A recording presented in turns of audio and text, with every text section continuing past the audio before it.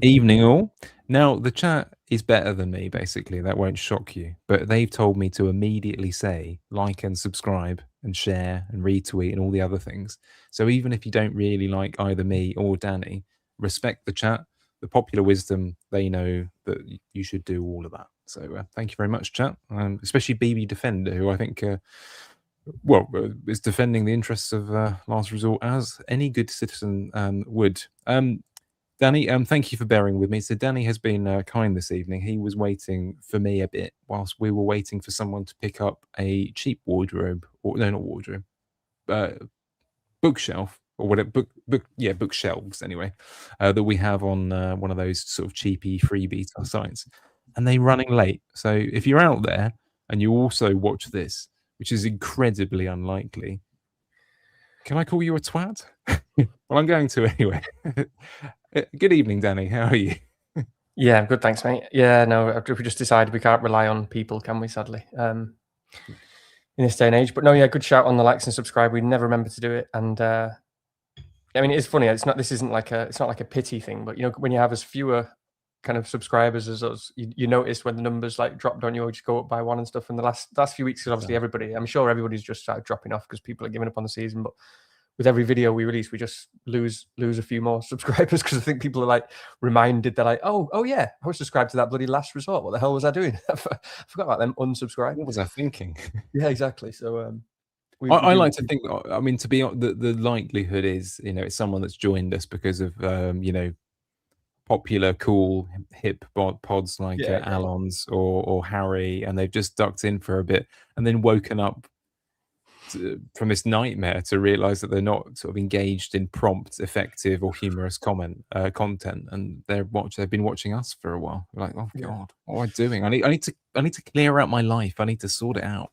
So that's probably what they're up to. But they're missing out in the long run. They're missing out. Yeah, exactly. Get back here. It's not too late. It's not too late. And indeed, it's just getting to that time of season, isn't it? We'll have a little bit of a rethink over the summer. So if you do have any sort of friendly suggestions, not please stop or end this or do something more effective with your life. None of that.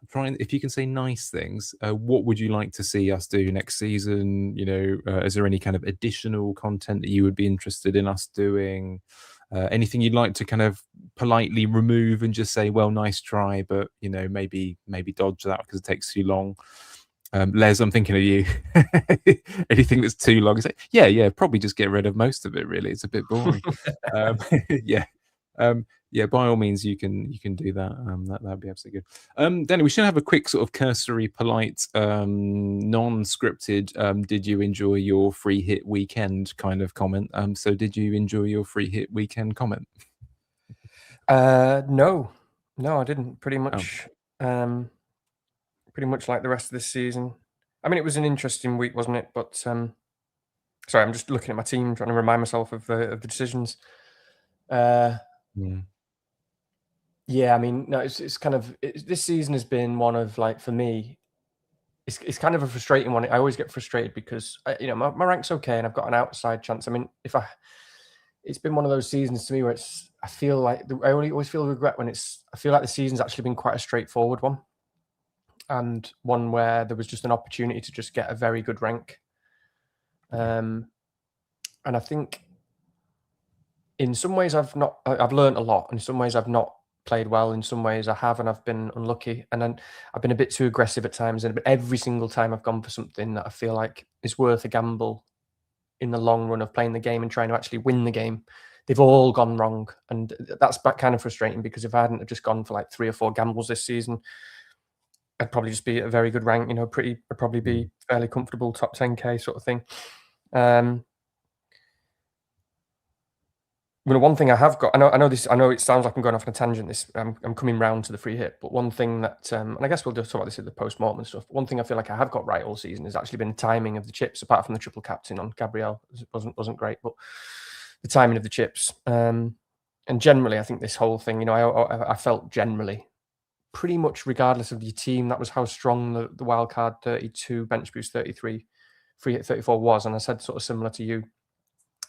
I just thought it was so strong that it was generally just the best play, objectively. And I know there are other players people want to catch and people want to chase and blah, blah, blah. There's definitely good options. But just in terms of an out-and-out strategy, I thought it was just too strong. And it was really, and it is, and it was just very, very good. But again, within that, unfortunately, I think I missed a few opportunities to find people that were objectively good, but maybe lower owned and did well and stuff. Just kind of missed all of those little differentials a little bit, basically. Or differentials like Hinchelwood were wiped out anyway by people like Gross, and just never managed to get that extra sort of thing. So on the free hit as well, I mean, there was no one there really, was there? But there was Gibbs White, who I talked up heavily last week, and then decided not to go with him, which was silly really in hindsight in terms of going for those motivated players, because two players that I did get in the free hit were Wilson and Watkins, for example. In a game where there was just nothing going on, and the teams were just not interested, and that was a regret. And it was because of, it was just two kind of leaving things last minute, as you know. I mean, I made some last minute calls. I was pretty comfortable on everyone else, triple Spurs. I was happy to just go for that and attack it, and is what it is. And I was very comfortable on Mavropanos. And then last minute, as you know, I took out Hermansen for Raya. And that was a good move. And then went from Bumo, who I didn't feel great about, back to Wilson. So part of that was good. So in the end, I'm just kind of like, oh, well, it's a bit like the rest of the season. Like the week's gone by, nothing happened. Move on to the next week. Opportunities missed. Move on to the next week. But ever since, just the last thing I'll say on that is, the way I'm sort of getting around it is, ever since my last gamble that didn't, it was actually Salah captain, which I know people didn't like. I'm not going to justify that one again. It was fine. He didn't start, and I thought it was reasonable at the time to go for it. But after that one, I just said, right, I'm just going to straight bat it now for the rest of the season. Like I'm almost tired, boss, of just kind of going for those sort of differentials in a sense. And I am going to straight bat it. So I'm not too bothered, so I'm going to continue to do that for the rest of the weeks. Although I think you can still straight bat it for the kind of these next 4 games, which is interesting, but also find people who are, low owned. There's a lot of opportunities for players. Does that make sense? That was a completely random. No, it does. I mean, actually, it's quite interesting because the chat are already engaging in a sort of mini pre-mortem or something. Not pre-mortem. You know what I mean? Pre-post-mortem. Yeah. Which, by the way, we love to hit that. So we'll be picking the bones over the season at the end. I know that FOMO in the chat here, for example, is broadly kind of woeing the misfiring premiums this season. Salah, Saka, Palmer, etc., which would have made for more challenging decisions about how to alter your funds and how to stack them up against DEFCON people and that sort of thing. So I sympathise with that point. For what it's worth, not that my team or situation was that different, but I had 2 quite interesting evenings last weekend, because on Friday night, after a day of hard sanding and painting a new alcove, which is the kind of thing you do at this point in life, I was like, oh, okay, I'll just check in on the Nottingham Forest score. And that was a very pleasant surprise, you can imagine. So in my 50-50s, we'll come to our team. Actually, we'll just have a quick, because I know this is a bit arse about face, but of course, seeing as we're talking through the free hit, it kind of makes sense. We'll come back to yours in just a second, but I just tweaked it a bit so that I don't know. A few people had said, understandably, or you get thinking about this issue of EV, don't you? Of like, okay, I really believed in Thiago, but I was trying to just manipulate it so I could have one more, interesting sort of dynamic player where it was going to go in my favor if it went well. And because the rest of the team was pretty standard, obviously, as you know, I'd long been a fan of Mavropanos and that sort of thing. Back down on the Spurs thing, we'll come to that in a minute. But in the end, I spent quite a lot of Friday afternoon watching highlights, and the Nottingham Forest ones, as you say. I mean, you pointed out nice and early, but just looking at it, and you thought, my God, this guy is unbelievable at the moment. He plays like he's about 7 foot tall and just as wide, So Morgan Gibbs White became sort of an obsession. You get that towards on free hit or otherwise. You get towards a team where you can pick anything, and you start to obsess about how to somehow crowbar a player in. And in the end, he was the one that I kind of crowbarred in. Someone's ringing the doorbell, by the way, so I'm just going to give you a mental moment. That's fine. In case that takes me away for a few minutes. But yeah, but him, he looked absolutely insane, didn't he? As you know, Jesus was a bit more surprising, Igor Jesus, isn't he? But that scoreline, let's be honest, was mostly unexpected. But yeah, Gibbs White really quite something. So that was more or less the story for me because. And Thiago, I mean, I took him out, of course, quite late doors. I didn't really want to, but just for balance. And of course, he could have had. I mean, you saw that game. I Yeah. mean, he could have easily had a. I don't know whether he could have had a hat trick, but he certainly should have had a return or two. You know, they're really good chance. But again, this is why people are still kind of interested in carrying him through, or even bring him in on a wild card, that sort of thing, because he's still getting the chances, and they still get big chances, don't they? It's very tricky. Sorry, go on.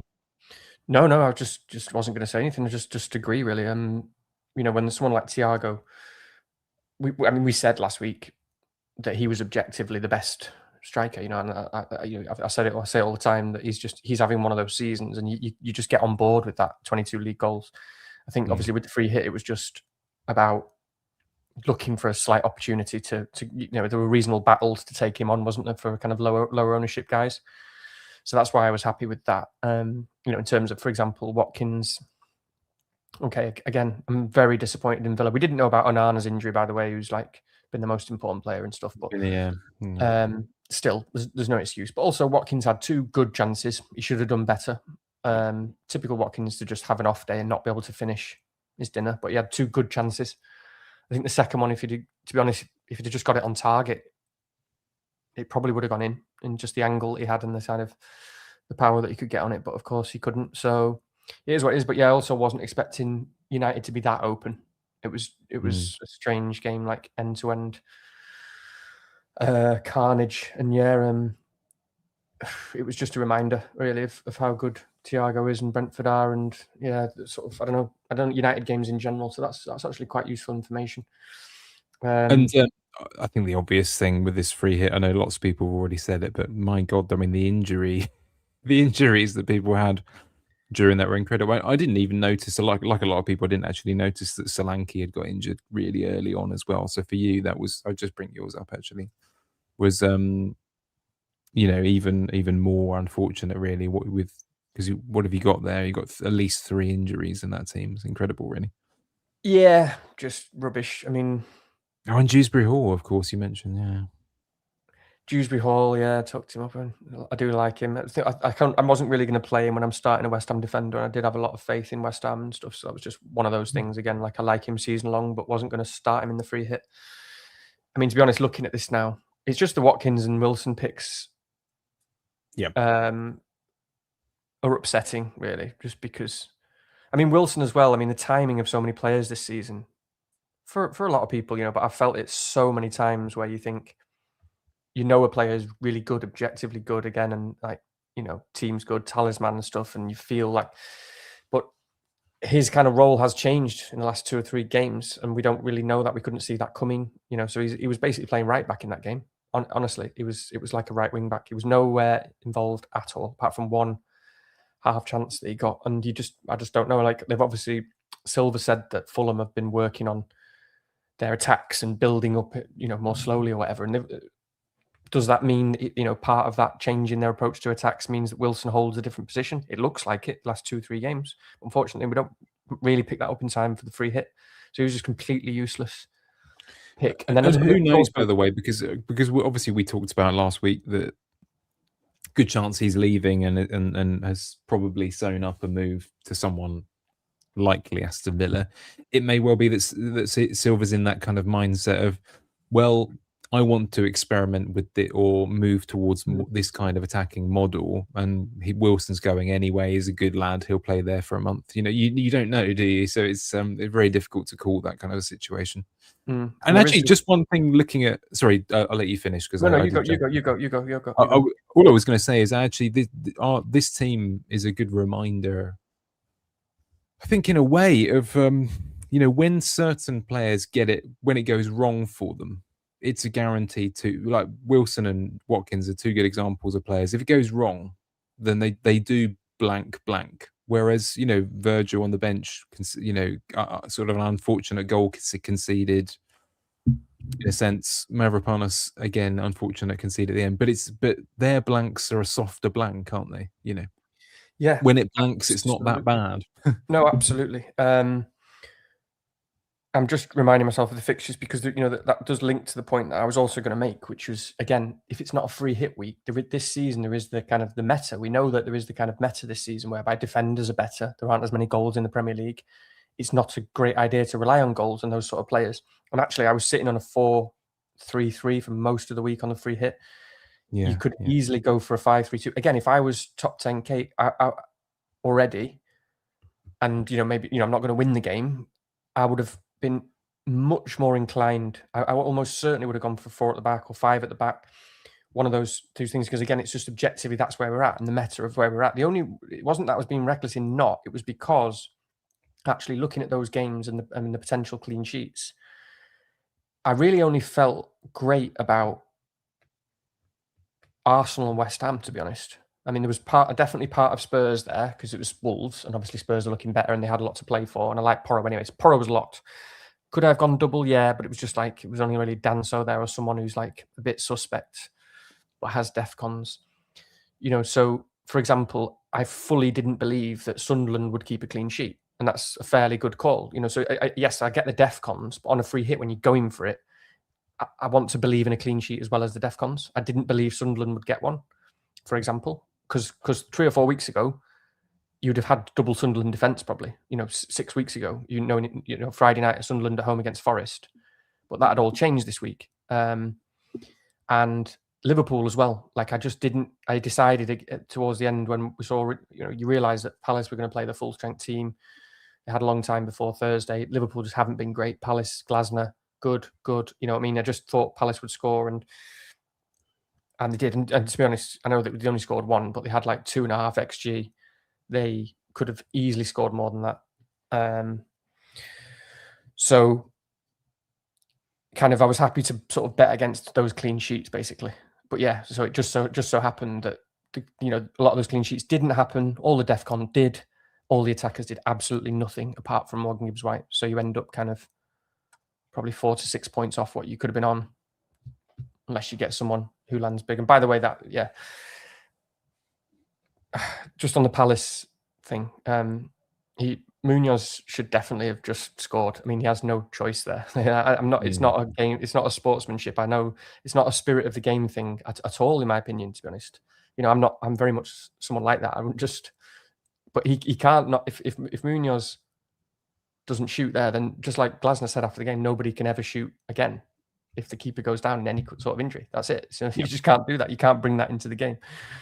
So no, it's clearly. I know that I'm sure most will agree with this. I mean, I was very much in the thick of going to see West Ham every week during that kind of Paolo Di Canio kind of situation, for example, and you know, even that one, it was still a little bit of a kind of could have just put it in the net and let the let the referee do the deciding. But I think with this one, even more so, there was a, you know, it's the referee's, it's his job to make that decision and make that call, right? If he wants to do that, by all means. But Munoz is, you know, it's within play. It's well within his rights just to finish it off. It's not like the keeper is in an insane level of risk either, but based on what I saw. So no, I mean, if they'd played again, if the play had gone on for 3 or 4 seconds, you know, the ball had moved around, the chance had died down a bit, then obviously he would have stopped or would have kicked out of the play. But the ball, you know, the keeper went down, and the ball pretty much straight away went to Munoz. So again, you can't bring that into the game. If he can't shoot there or doesn't shoot, then every keeper, as soon as you make a parry, just has to go down from now on. You know, so you just can't do that. You can't bring it into the game. You just go down, and like you said, you mentioned before the pod, you know, even the whole thing happening is kind of bad because it brings to attention this idea of should you just always go down holding your head as soon as you lose control of the ball instead of holding, you know, your leg.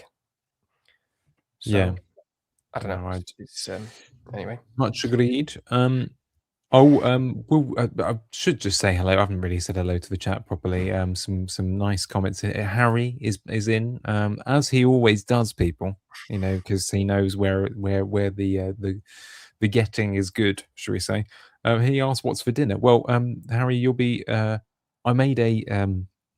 I'm very modern in this respect. I made a binotto yesterday, which is basically a bean version of a risotto, which is much quicker, basically. So it was a butternut squash binotto, which is quite a healthy kind of midweek meal, but it's just because I didn't want to cook for multiple days in a row. And I was sitting here when I was setting up with you, Danny. I had M&S around the corner was doing these kind of tubs of dried fruit at insanely cheap prices, and it was this sort of surprisingly giant tub of really of thinly sliced dried pineapple. So I've been sort of chewing on them while I was preparing this pod. So dried Nice. pineapple. Yeah, that was my thing. How about you? Are you having it afterwards? I'm not a fan of pineapple actually, typically, but I I have prefer had it. mango in the situation. Yeah, I virtually like everything in the entire world, but I'm not a huge fan of like coconut or pineapple or marzipan. They're probably the only things in the world, but Oh, I have love all had of those pineapple things. where it has been very nice. I've had it as like a certain type of dessert where again it was thinly sliced, but it was like roasted with sugar on top or something. It was Nice. it was in a place called Ben Brazil, but it was fantastic. So it can be amazing pineapple. I did have, by the way, the best cheesecake. This is boring anyway, but I had the best cheesecake I've ever eaten End in of my season vibes. entire life. I went to a restaurant on Saturday night, this new restaurant, and we had to wait ages for the drinks because it was a brand new restaurant. So, but we didn't complain or anything, but we didn't order dessert, and they just gave us dessert for free, and it was astonishing Oh, cheesecake. nice. Oh, it's just absolutely astonishing. Didn't even know that cheesecake could be that good. I thought cheesecake was pretty, but I wouldn't have ordered it, and it was absolutely ridiculous. Do you know, actually, this is a nice story, but my wife told me this recently. I promise, by the way, chat, we will talk about football and FPL after this. I promise. It's okay. Stay with us. But she, when she was out, when she was younger, you know, just like sort of early kind of first dates as a sort of late teen or teenager, that kind of thing, and trying to go to a nice restaurant, right? But they obviously didn't have much money, so they just ordered a main, and they were like, "Oh, you know," they were talking to the waiter, I think, and so, "Oh, I'd love dessert, but yeah, we're just going to have this type of thing." Anyway, and someone at the next table was, you know, maybe a bit better off, and heard, and they were having this lovely, I don't know, I think it was a tiramisu, and they just said this tiramisu is so good that you know, you should everyone should be able to try it if they wanted to. So he just said, you know, anyone, like, you can have this on me, and so they just got these free desserts because this guy was just feeling generous. So that was a really nice one. So lovely Fantastic. moment. I love a good tiramisu myself. So if So do I. boozy preferably, because So getting do to I. that age. Yeah. Absolutely love it. Easy loves the cheesecake, by the way, so he's your man as well. We got a shout It'd be out. We got a interesting. shout out Helen as well on the pod for saying the best pod on the chat. Sorry, she said that ages ago on the chat, but we Oh, did missed she, it. Helen? Helen knows the best pod. Yeah, there we are. Yeah, yeah. And if you're in here, presumably you agree. So, and if you don't, then well, correct your ways. But anyway, let's have a quick look at the Minley League. And the reason why I'm going to bring this up now before we go any further is because actually we have a question from the Mini League Don himself later on. Matthew Nuttall messaged us on the when I posted out the link earlier, and I got all giddy, all excited because Matthew Nuttall has sent us a question. Not that he needs our help at all. I don't know where he is in the world, but it's presumably insanely high. But yeah, Matthew Nuttall's still at the top, followed by Nick S. I think it's a 2-horse race from memory, but I haven't looked that closely. Joe Keller, Zach Barnell down in 4th. Unfortunately for him, Benji Yag would have won, except for his anti-Cunha vibes. I'm sorry, I always say that. You've got much more to you than just that Cunha comment, Benji. We love you as well. And John Edgar, who I believe is back, because I'm sure I saw a lot of him early in the season. Eggs. Yeah, sure. Alex Griffin, Pearls Before Schweins. He was the best score that I could see this week, but I'm sure I've missed it as usual. That type of thing. Very good. There are lots more things to talk about, but we should crack on. What we're going to do, by the way, I thought we're going to start with a quick look at some wildcard drafts because neither of us are on it. We know various people that are. We know lots of people that are playing through who in a way have more decisions than wildcard 32. So we're going to do that, and then we're going to come back to these questions. So there's lots of great questions that may be sort of partially ticked off, you know, things like whether to keep Thiago or Bowen or Palace investment, triple Arsenal defense, all of these kind of things. Who's on the Beach. They're sort of linked to the wildcard conversation. I know lots of you are not, but stick with it because there are some things that will knock on to other things there as well. So if we skip forward a bit, Danny, we're just going to do a discussion draft. And as you know, we love to do this, which is to say, we're not saying pick this team, but let's have a look at some structures and some players and some teams that, you know, we can just mull over essentially. And we will be looking at Andy Martin's draft as well, because I asked him earlier this week if I could borrow his just for a discussion. And then we can compare it to the one that we put on the screen. What's interesting, by the way, is that Danny put this together not so long before the pod. But I did one on the bus this morning and then forgot to save it. And actually, it's pretty similar, other than a couple of midfielders. So, you know, actually, that helps for this discussion. Like, for example, one that won't be that popular, Dewsbury Hall, for example, he was almost one of the first names on the sheet, strangely enough. Just because, you know, such good value, such a good player, good fixtures at the end. And I really like double City defence as well. In a way, it's 2 from 3, isn't it? You could easily go from Gahey as well. That's perfectly fine. Apparently, I think Everton are conceding set pieces. I mean, obviously, we saw that at the weekend with the lovely Thomas Souček header, which I know everyone is happy about on this pod. If you're here, you whether you like it or not, you support me, and therefore you want that to happen. So we'll just leave it there. Danny, do you want to talk us through this draft? Shall I read it out and then you can hit it off straight away? So I'll read them out for the audio types. Raya in goal, Pascal Struijk, Matthias Nunes, Gabriel O'Reilly at the back, Bruno Fernandes, Tavernier, and Enzo Fernandez. Interesting. João Pedro, Haaland, and Thiago, and then on the bench, Henderson, useful for the doubles, of course. Sorry, not doubles.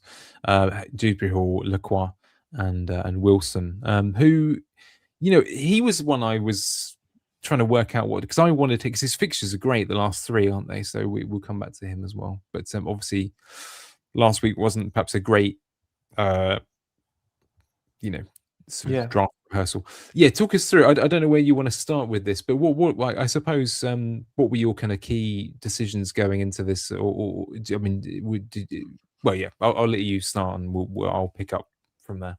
Yeah, okay. No, you're right about like Wilson, because it sort of goes against what I said before. But we'll come to the midfielders in a second. Try to think of the midfielders in terms of opportunities and price points and players. I think when I was thinking about this, and as you say, I mean, I hate saying this, it's just, you know, busy days and all that sort of stuff. We weren't planning to do a wildcard draft like this. So I literally put this together in like 10 minutes when Richie was late, I was just sitting there before. So it's not like it's, but it's more about discussion points and sort of, it's more kind of a meta view and kind of some general thinking about potential players for the rest of the season. So, I mean, the midfield is definitely the one. I mean, because also, as always with me, it's about structure, it's about price points, it's about transfers, planned transfers.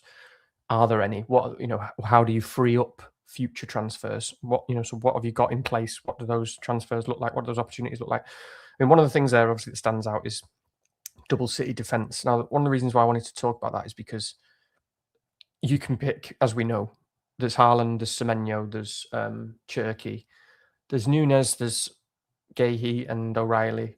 And there isn't really a wrong answer there. And I know a lot of people want to have, you know, double attack or triple attack, which is absolutely fine. And that's why we've got that nice contrast in a second when we look at Andy's as well. I think for me, the point of also is just thinking about like people who, you know, a lot of people are watching this now who want to catch up or, you know, want to rise in the ranks, or, you know, they've kind of, I don't know, they're on this kind of wildcard strategy and they're thinking how they can differentiate. That's what I keep hearing, is about differentiating. And I think people are looking too easily past this idea, for example, because, I mean, again, just from a kind of meta point of view, there's nothing close to an opportunity to differentiate more than a double game week for any team. Yeah. So, you know, obviously it's not ideal because you've got Palace, who are not a very necessarily a good team to look to differentiate in that double. There's nothing particularly exciting there, but you do have Man City. So the reason why double is so, and I know it's obvious, but people sort of don't really talk about this or seem to acknowledge it enough. But this is also why a double game week is in a way more of an opportunity or more powerful than 2 separate game weeks. So when I think, when we say, oh, there's 8 game weeks of the season left, and one of them's a double game week, well, I almost think of that as like more than 2 game weeks, really, because it's such a powerful opportunity in terms of, I know it's simple, but people can't react. People can't change. If you get it right, or if there's an injury, you get lucky, or if you've just picked the right player, people can't react. So you've got it for 2 whole games when people can do nothing about it. So that's absolutely huge. So you have the potential there. You land on the right player to get, 20 points, even 20 points, 25 points even on the field. So when you can find that and you can find good objective picks, so again, we talked already about the meta, for example, in terms of this season. Defense is kind of the way. Right now we're talking about title chasing games. We're talking about a lot of caution. Talking about being really careful. You can't lose these games. It's Everton away. It's very tough. Other fixtures that we'll look at in a second. It's kind of, it doesn't really matter. Brentford. Brentford at home, Palace at home. Potentially quite tough games. Bournemouth away, Villa at home games as well. You know what I'm saying? So there's really, there's absolutely nothing wrong at all with Núñez in my mind versus a Semenyo or Turkey. I mean, people just automatically think there is because people just play out a scenario in their head where one of those guys gets a hat trick, but it's just not likely, and it's not much more likely than Núñez, for example, getting a couple of clean sheets, maybe an assist, maybe an attacking return. Could be Gahey, by the way. The reason I went for Núñez here is because I don't know what the sort of active ownership looks like, but the overall ownership is nowhere near. I mean, the guy's about 2% owned. Nobody's got him. So it's a huge opportunity. That's all I wanted. That was part of that discussion. It's a huge opportunity. If you're looking to chase way more than anything else for the rest of the season, is actually this double. And I was going to say this Man City double, which is unfortunate because there aren't many players to pick from. But Núñez, for example, is the one that stands out. We'll talk about potential for captaincy and triple captaincy next week. You know what I'm saying? I know you want to say something now, but and I know that's kind of obvious, but I don't really see anyone doing it or talking about it when it's like, if you're looking to chase, it's like there's a guy who could just get 25 points versus. I find it to be really surprising. I'll be honest with you. As I say, I know you did it in a fairly short amount of time before this pod, and I did it on the bus this morning. But straight in, so went straight in. And actually, by the way, I should say FML pod also mentioned that they were really keen on the City defence going into this. I think there's so many things that it gives you. Not only it gives you access to a differential, it gives you multiple routes to points because they're good for bonus. They're good. Okay, one's better at assisting, one's better at scoring. Blah blah blah. But also you got a fairly good. You're at the secure base of the starts, which is the thing. No one really knows when City are facing this fixture crunch whether Cherki and Semenyo start all of those games. You can guess to a lesser or greater extent, but you're going to get some cut minutes there. It seems like, I mean, actually, to be honest with you, when I was putting it together, the thing that struck me was defense is the area of the squad where you really don't want to waste those spots. So anyone who, personally anyway, when I was planning, I know normally people would go into it and be like, oh, who can I get away with? Can I put Heaven in there? Can I put not Goodmanson as a bad example because he's obviously unfit, probably a Sunderland defender, etc. I don't know. I think those all 5 slots are pretty valuable, to be honest with you, for different reasons. Some because you might want to hide them on the bench. Obviously with someone like a Lequois or a Camvo. By the way, Camvo's a player I don't mind if you need to save the money there. He's hit DEFCON pretty much every week. He's just as good as Lequois for DEFCON. Obviously, just because of establishment in the team, that's the only reason why realistically you might want to spend that money. But both of those are good viable picks. But yeah, I wouldn't want to be wasting those spots. I understand why some people maybe. What would they do? They would maybe take out somebody and put a Saliba in, for example. But like with Clutch, there's not much to pick there. I think that's the only other. Exactly, because there aren't a huge amount of defenses to choose from. Arsenal is the standout one, but again, if you're looking, most of this discussion is around what people seem to be asking about, which is how do we differentiate, how do we climb, and all that sort of stuff. And so again, it depends on your position. And the Arsenal defense is definitely very solid. We've already got Raya there as well, but they are guys like Saliba and stuff who I don't really view as having that big potential. You know, I'm looking for people who've got a potential to haul as well. It's the potential there. I mean, I don't want to go off on too much of a tangent, but we also have there, you know, there are routes and paths to maybe getting in a Timber or someone like that in 37 if he is fit. That's true. For Burnley at home as your third Arsenal pick, where he does have the ceiling, he does have the potential. And again, it's about how do we set up, you know, how do we set up a situation where we have those transfers spare. The other thing about the City defence, again, it just depends on how you see it and how you want to view it. But what it also does to me is it opens up again one of those opportunities in midfield. So we'll have to talk about what those are, because it's not necessarily, for example, Enzo or Wilson or even Tavernier for some people. We'll talk about that but there are lots of other picks. But it opens up another. It doesn't just give you the opportunity for the low ownership in defence. It opens up a space in midfield to play around with, you know, and I know that's obvious, but people are sitting there going, how do I differentiate? And they've got Semenyo, and it's like he's 70% owned, and you can't drop him any week, so you're going to be playing him every week, you know. And yeah, he's a good pick, and he can score, and he's no problem. But I mean, he's just gone about 4 games in a row getting 2 points every game because he can do that, because he can do nothing. He's not getting DEFCON, he's not getting any avenues, so you've got to be brave. So the double City defence opens up more of those midfield spots as well. Are you pouring a beer there? Don't do it. Don't be doing that. Sorry. Don't be doing those tired eyes on me halfway through the pod. Where No, I'm good. Also, by the way, I'm just going to shout this out now. The Duration Brewery from West Norfolk, very good. Remind me, I'm going to join you on a beer next week. So I've just tomorrow morning. Tomorrow morning's my last day where I've got to get up really early and have a long day at work, and I've just got to be sharp for it. But it's the last day tomorrow of doing that. So remind me to get a beer next week for the pod. That's good. Oh, don't. Sorry. Pod, watch out for Richie getting tired eyes where he's going like that, because he's had one beer and he's getting post beer tiredness. Yeah, it's true. I can't stay the course these days. So I just wanted to discuss that as an opportunity. I mean, just quickly, because you mentioned the Palace. Yeah, I agree absolutely. I like Camvo a lot as well. I mean, he's all right. I mean, I don't, because I haven't followed it closely. I don't know what his bonus has been like, but I know the thing with Lacroix is, and obviously I've felt it more than anyone this season, because the 2 times let me think now. Yeah, the first time I removed him, he scored 11 points. The only time I benched him, this is what I mean about these sort of 50-50s. Remember earlier in the season when it was like him or Van Dijk, and it was such a 50-50, and Van Dijk got 0 and Lacroix got 11 every time. So I've sort of seen closely, Lacroix is very good for bonus. When Palace are doing well,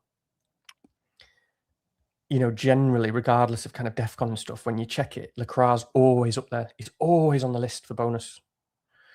So depending on what Camvo's like for bonus, because don't forget, Lacroix will be low owned. I know a lot of people will get him who've got on wildcard and stuff. They'll be fairly, but it'll still be like less than 10%. So yeah, I don't really mind which way you want to go there. It's just Lacroix has a lot of avenues. Is the bonus. He has the DEFCON. I think, to be fair, he still has a higher average DEFCON than Camvo as well. Oh yeah, but it might be a season thing. I know, but I mean, what I looked at it earlier on, I think it's like one's getting like 12 and a half, and one's getting 12.1 or something. It's one of those things. Yeah, exactly. Yeah. Which I think is Lacroix's favour. But in terms of bonus, by the way, I mean, they're both pretty good, as you can imagine. So last, looking at it, you know, I know that Lacroix gets DEFCON and bonus last week, the home game against West Ham the week before, and then Leeds a couple of weeks before that, and Camvo basically does the same. So Camvo, basically, if you can imagine, Lacroix is on the form guide, and FPL is 6. Munoz is 5.7. Camvo is 5.7. Camvo got a couple of bonus against Leeds, a couple of bonus against West Ham, I think. So they're both. I mean, I wouldn't put you off of both if you are in such a situation, but yeah, secure for minutes, so I wouldn't worry too much there. I know people won't really look at him because they'd never heard of him, but he's pretty good. The one thing I was going to just pick up on and just roll back if you don't want to do this, but you know, in your point a few minutes ago about Arsenal, I think one of the real cruxes this week is people are a bit like on free hit. They're sort of so desperate to try and find an Arsenal attacker of merit, when the truth was, like on free hit, I know that Eze scored and all the rest of it, but there just simply wasn't anyone, was there really? Like, that's the truth of it, is that no one was an option because the minutes weren't secure, no one was standing out, and that sort of thing. So I saw Pete earlier, who's a big fan of ours, and we are a big fan of his. talking about Declan Rice, absolutely no way on his his wild card. But I'm interested to see what your thoughts are on Arsenal beyond the defence. So Mikey earlier asked about triple defence. Others are trying their hardest to find whether they can justify Arsenal attack. And Saka, I think, is benched tonight. I think Eze was benched tonight as well. Thank you, Joseph Robinson, who put that in the chat. So, and that gives you very limited evidence to work with. What are your thoughts on the attack? Well, If again, there I is mean, such a thing. yeah, again, not going triple defense gives you that choice more. I'm just not. Again, at this stage of the season, I'm not really wild about like the triple defense getting that edge. Like your edge is like Saliba or something like that. I mean, yes, they're very good defense. They are going to be a bit nervous. You know, we're seeing that already. I mean, could have easily. I only saw the highlights against Newcastle just recently, but they could have easily conceded there as well. I mean, I like getting to 37 basically when they've got Burnley at home with a little bit more choice. I mean, I do quite like Eze as well to differentiate. When you look at some of these midfielders on here, it's just that I thought he was injured. I didn't realize that he was already back. I thought someone said he was injured from the weekend. So if he's on the bench, if he's fit, I don't really mind it. You know, the thing with Eze, I mean, I've never really liked Eze all season, but sometimes you pick up on a moment where a player's just starting to make a bit more of a meaningful contribution and just like look a bit better. You know what I mean? And like, since that City game, you know, he actually played against City. That's big. You know, actually played when you think they'd be really sort of cautious, and he was pretty good. You know, Arsenal were good in that game, and obviously he very nearly scored with that shot inside of the post. And then he scored the following game. He scored against Newcastle. He scored the winner, didn't he? So, and they were sort of using him. They were utilising him. It just looks like a better moment for Eze. It looks like a better moment. Don't get me wrong. It's not like a fantastic pick. It's not like dead robust. It's not, the minutes aren't great or anything like that. But going for the title, he looks pretty good. Looks like he feels good. He's obviously in a good moment because he's scoring goals, hitting the post and stuff like that. Don't mind it at all. Don't mind it if he's fit. I just wasn't sure if he was fit. And also, you could just wait. You could just wait until 37 and have that choice, because the other one is Gyökeres by then, I suppose, because Havertz looks like he's out for the season. Otherwise, he would have been a no-go. Gyökeres could be good against Burnley. Apart from that, so Timber, Gyökeres, and Eze, I'm not really bothered. Again, I know Rice is a good pick. He's been a good pick season long, but he was a much better pick first half of the season than second half of the season. You know, you got to look into that a little bit more. Where, you know, I don't think he's got DEFCON once in the last 6 games, so he's not even getting DEFCON in the last 6. You know, at the start of the season, they were using him as a bit of a cheat code. You know, that's fine. There was a lot of weird things going on at the start. I mean, Caicedo was scoring every week. Things were going on where they were just like, you know, teams are like working out patterns of play and using them for set pieces, long shots, all this sort of stuff. And it's all a bit, it can go on for weeks where it's all a bit peculiar. And Rice was just absolutely killing it. But, you know, in the last 3 months, the way they've settled is that Rice isn't doing that. That's not what he's doing now. I mean, he's still a solid pick. He still gets that clean sheet point. He's very good for bonus. He's on set pieces. I always said that he's got like a floor of about 0.4 XA, which he probably still has. Not even far off that, you know, whatever. Like you know, with the set piece and stuff for Arsenal, it's still decent, but I'm just not that bothered about him. Especially not at the end of the season. I thought I was going to say something else, then I can't remember what it was. But yeah, apart from that, I was just going to say that, like, I think it was Harry actually. I heard mention that, you know, again, like against Burnley, they could easily, because it might be the game that they need the goal difference. Because that's the big thing. I know that's obvious, but that's the game where they might need the goal difference. So they might be really going for it. But it could be that Zubimendi drops out and Rice plays deeper in that game as well, and actually just plays as the only guy who's just kind of protecting and stuff. So yeah, for me, this is the way to go, because I mean, Raya's just playing really well. Yeah, he is. Yeah, he's always really good for bonus. He hasn't got 2 or 6, by the way, for about 8 weeks in a row or something. Is next week the West Ham game as well? Yeah, and that's it. So and that's the hardest game, isn't it? So that's why you got Henderson on the bench. Yeah. Well, yeah, I mean, Henderson, exactly. So Henderson, I don't particularly. I agree with you. I don't particularly like the West Ham game. I don't like it for triple defense. I wouldn't be very comfortable. I feel like they could, you know, I feel like West Ham could score there and probably will, to be honest. But yeah, Henderson's there. I mean, Henderson is one as well. Obviously, wild card. You do just get Henderson for me. I mean, people talk about bonus. I just think the keepers, it matters a lot in double games. Again, you can't react. You have to magnify this idea about like potential injuries and rotation, and anything could happen. A little knock here, a little niggle. It doesn't tend to happen to goalkeepers. So you're absolutely nailed. that's why generally they do score well. But obviously, I know I've said it before, but Henderson's by far he's probably the best penalty saver, arguably in the world. I mean, his record is, I can't remember what it is now, but it's like he saved like 13 out of 27 penalties or something stupid. But so there is that for a double game week. 2 games of Henderson, you never know, could easily get a penalty and save it. Where are we? Yeah, so I like that rotation. Go on, you want to say something before? Yeah, a few things. So if I can, I do think Arsenal's a tricky one because I tend to think it's somewhere between laziness and overthinking. Get going with some of these attackers at the moment. If I'm absolutely honest, because we have a unique season. I don't know whether it's quite that, but we have a season whereby we're 4 games from the end, and there are still a lot of teams with some motivation to play, because of lots of European spaces, and people are keen to impress their manager to get in the European teams and what have you. There's that aspect of it. There's still other teams that are could still be dragged into relegation, etc. So there are a lot of motivated players to pick from, even in mid-table teams.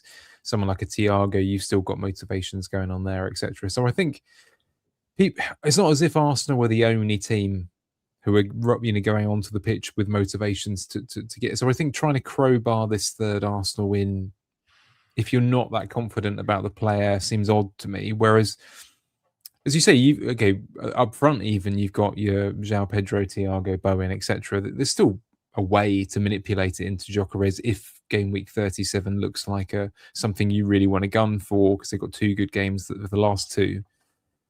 So that is tricky. I mean, I have a question for you about a couple of these midfield spots in a minute, but is that where you want to go next? Or? Yeah, we will. And just on your point, though, that's exactly what I was kind of coming to, and it's the same in terms of Arsenal and City. I mean, people get this idea in their head that they need 3 of this, 3. I mean, you do need 3 City, but they want a piece of the attack, or you need 3 Arsenal because they're going. Well, Arsenal's attack just isn't very good. So you don't need one. But it's the same point with the triple defense or the extra midfielder or a City midfielder. It's that point I always make is it's about who you own, not who you don't own. Yeah. So who are you replacing them with? What are the opportunities? Because that's where there are opportunities. So it's the same for the City midfielders. But yeah, you're not going to have an Arsenal midfielder, but who can you own? Because there's loads of really good picks that are low owned. There's loads of talismans. There's loads of, you know what I mean? So really, really good potential picks that are also low owned. So people see that. Most people get scared and think, well, I need this, I need that. They just think, oh, triple Arsenal, they're going for the league, or triple City. And they do it from a point of view of fear or ownership. Whereas potentially, I think, it's about being more of an optimist in a sense, and actually just looking for where the opportunities are and what other players you can have that other people aren't thinking about because they are too wrapped up in the idea of triple Arsenal or, more City attackers. But yeah, so yeah, exactly. Yeah, good shout. Yeah, okay. Well, I mean, just before we move off defense then, just quickly, because we didn't, I've got Struijk there. I mean, honestly, that was random, and I just I think I had like Hill there for a bit as like a cheap one because it just kind of, at first I was thinking you need someone to enable some cash. When I was first playing around with it, I did need some cash, and then I don't think I really did. I mean, this has got about 2.5 million in the bank or something. This was it really? Okay. But obviously, Struijk is super, super cheap. But again, as a kind of a bit of an opportunity, someone like that, it could be Hill or a Bournemouth defender this week, depending on what you think about those clean sheets. But obviously, again, odds wise, I mean, look, when we look at Rob T in a bit or something, Leeds are about 43% clean or something ridiculous. I mean, I don't think that. I'm not saying I'm wildly optimistic about it because Burnley have stopped this to so many teams this year, and Leeds are not a super team; they're just a good team. But Struijk, low key, I mean, again, I can't remember where I heard the stat, and I'm more interested in just the the XG and stuff like that. But somebody said that he's had more shots in the box than any other defender this season in the Premier League. And again, we've talked about Struijk before, but every time I watch Leeds, I am always seeing him get chances. Like, he's a real talisman as well. He's always in there, the box. He's brave. I mean, and it's not just headed chances. So, I mean, I feel like I don't want to bock it. I've got Struijk this week, and I've got a horrendous benching headache, as we'll talk about when we get to my team. Horrendous. But he's just one who has to be played. So there is this game. I mean, the other thing, we'll get to the strikers in a bit, but it doesn't have Calvert-Lewin there, for example, in terms of opportunity. But we will talk about the strikers. But yeah, I mean, Struijk is someone who, so you could play around. That could be anyone there, but you can certainly hide them away after this week. You might prefer it to be someone longer term, which depending. My issue with that is when we talk about midfielders, is what do you play this week? Because you might want someone you could hide away until the last 2 weeks and save another transfer, and not bother with Struijk, which is fine as well. It's just a question of maximising this week as well. But yeah, go on. What do you want to start? Well, I was going to come to midfielders in just a second, because actually you'd have to say that 4 of your 5 that are in this draft are players that some people will not necessarily go with or want to go against. But before we do, I actually just want to pick. I just wanted to pick your thoughts on 2 players that are missing from this draft, and just to get your thoughts, because it's an interesting one, isn't it? Both were on our free hit thoughts, certainly, but the 2 most informed players in the whole of FPL are missing from this. So I don't know if you want to start with the best defender in the game, which is Mavropanos. Yeah, and then obviously Morgan Gibbs White, yeah. Morgan's White, yeah. But just because form is an interesting one at the moment, isn't it? Because I mean, I leaned into that a bit more towards the deadline, like I say, with Morgan Gibbs White after your call on that. But yeah, I just wondered what you thought, because I know that people were umming and ahhing a little bit about him. What Mavropanos? We starting there, or? Either one, really. Yeah. Oh, okay, so let's come back to Mavropanos in a second. Yeah. But Gibbs White for sure was there, and he's totally in my thoughts, and it's totally about questions that we come into later about differentiating and who we like for the rest of the season. I just, obviously, my issue with Forest is obviously a bit of an unknown at the moment in terms of what's going to happen with them. So they've got, there's a big thing at the moment as well for me in terms of this team and every week in terms of trying to capitalize on playing against the teams that are playing in Europe, because there are a lot of them, and there's a really big game for all of them. So it's, so it's Palace, it's Forest, it's Villa. Is that it? Is that it? Yeah, they're playing each other, aren't they? And obviously Arsenal playing tonight. I think that is it, isn't it? But these guys are playing each other. Yeah, the ones playing on Thursdays. So Forest, I know it's just obvious, so I don't want to say anything that people don't already know, but so they're playing on Thursday, and they're playing against Villa, and it's an absolutely massive game. And obviously, I know the Premier League games are massive for them, but they've got a bit of a cushion there now, haven't they? They're going to be going for Europe no matter what, and they will go for every game. But yeah, you do expect that they will be very tired on Sunday. They're not a team that probably they're probably not that accustomed to playing so close. And rotate. Is there even going to be rotation? Maybe. To be honest, I think if I hadn't spent 5 minutes doing this draft and I had Gibbs White in and then I took him out, maybe I would start with him. But again, he's got Chelsea away this week. It's not a great fixture, and it's 2 days after Europe. That's all. So I think it was more about just seeing with certain players, with certain spaces. That's why a lot of them were trying to be solid. I mean, Dewsbury Hall, for me, you just leave for the season, for example. So in this conversation, it's talking around them, isn't it? I mean, Tavernier, you don't really need to change him for the rest of the season, because it's just a really good pick on pens. He's got some good fixtures here and there for the rest of the season. You can bench him, no problem. He's cheap. Same with Dewsbury Hall. He's basically brilliant in every game. I mean, he could even play in this week. But he's just a fantastic pick. And the last 3 games of the season are great. I've not got them up in front of me right now. Can't remember, but they're good fixtures. So again, these guys, you can leave them there. Wilson, the idea around putting Wilson there, although that's now debatable because I'm thinking more about it. It was more again about that point of who can we put there that we can be happy with this, maybe even a differential as well. But he finishes the season with 3 brilliant fixtures.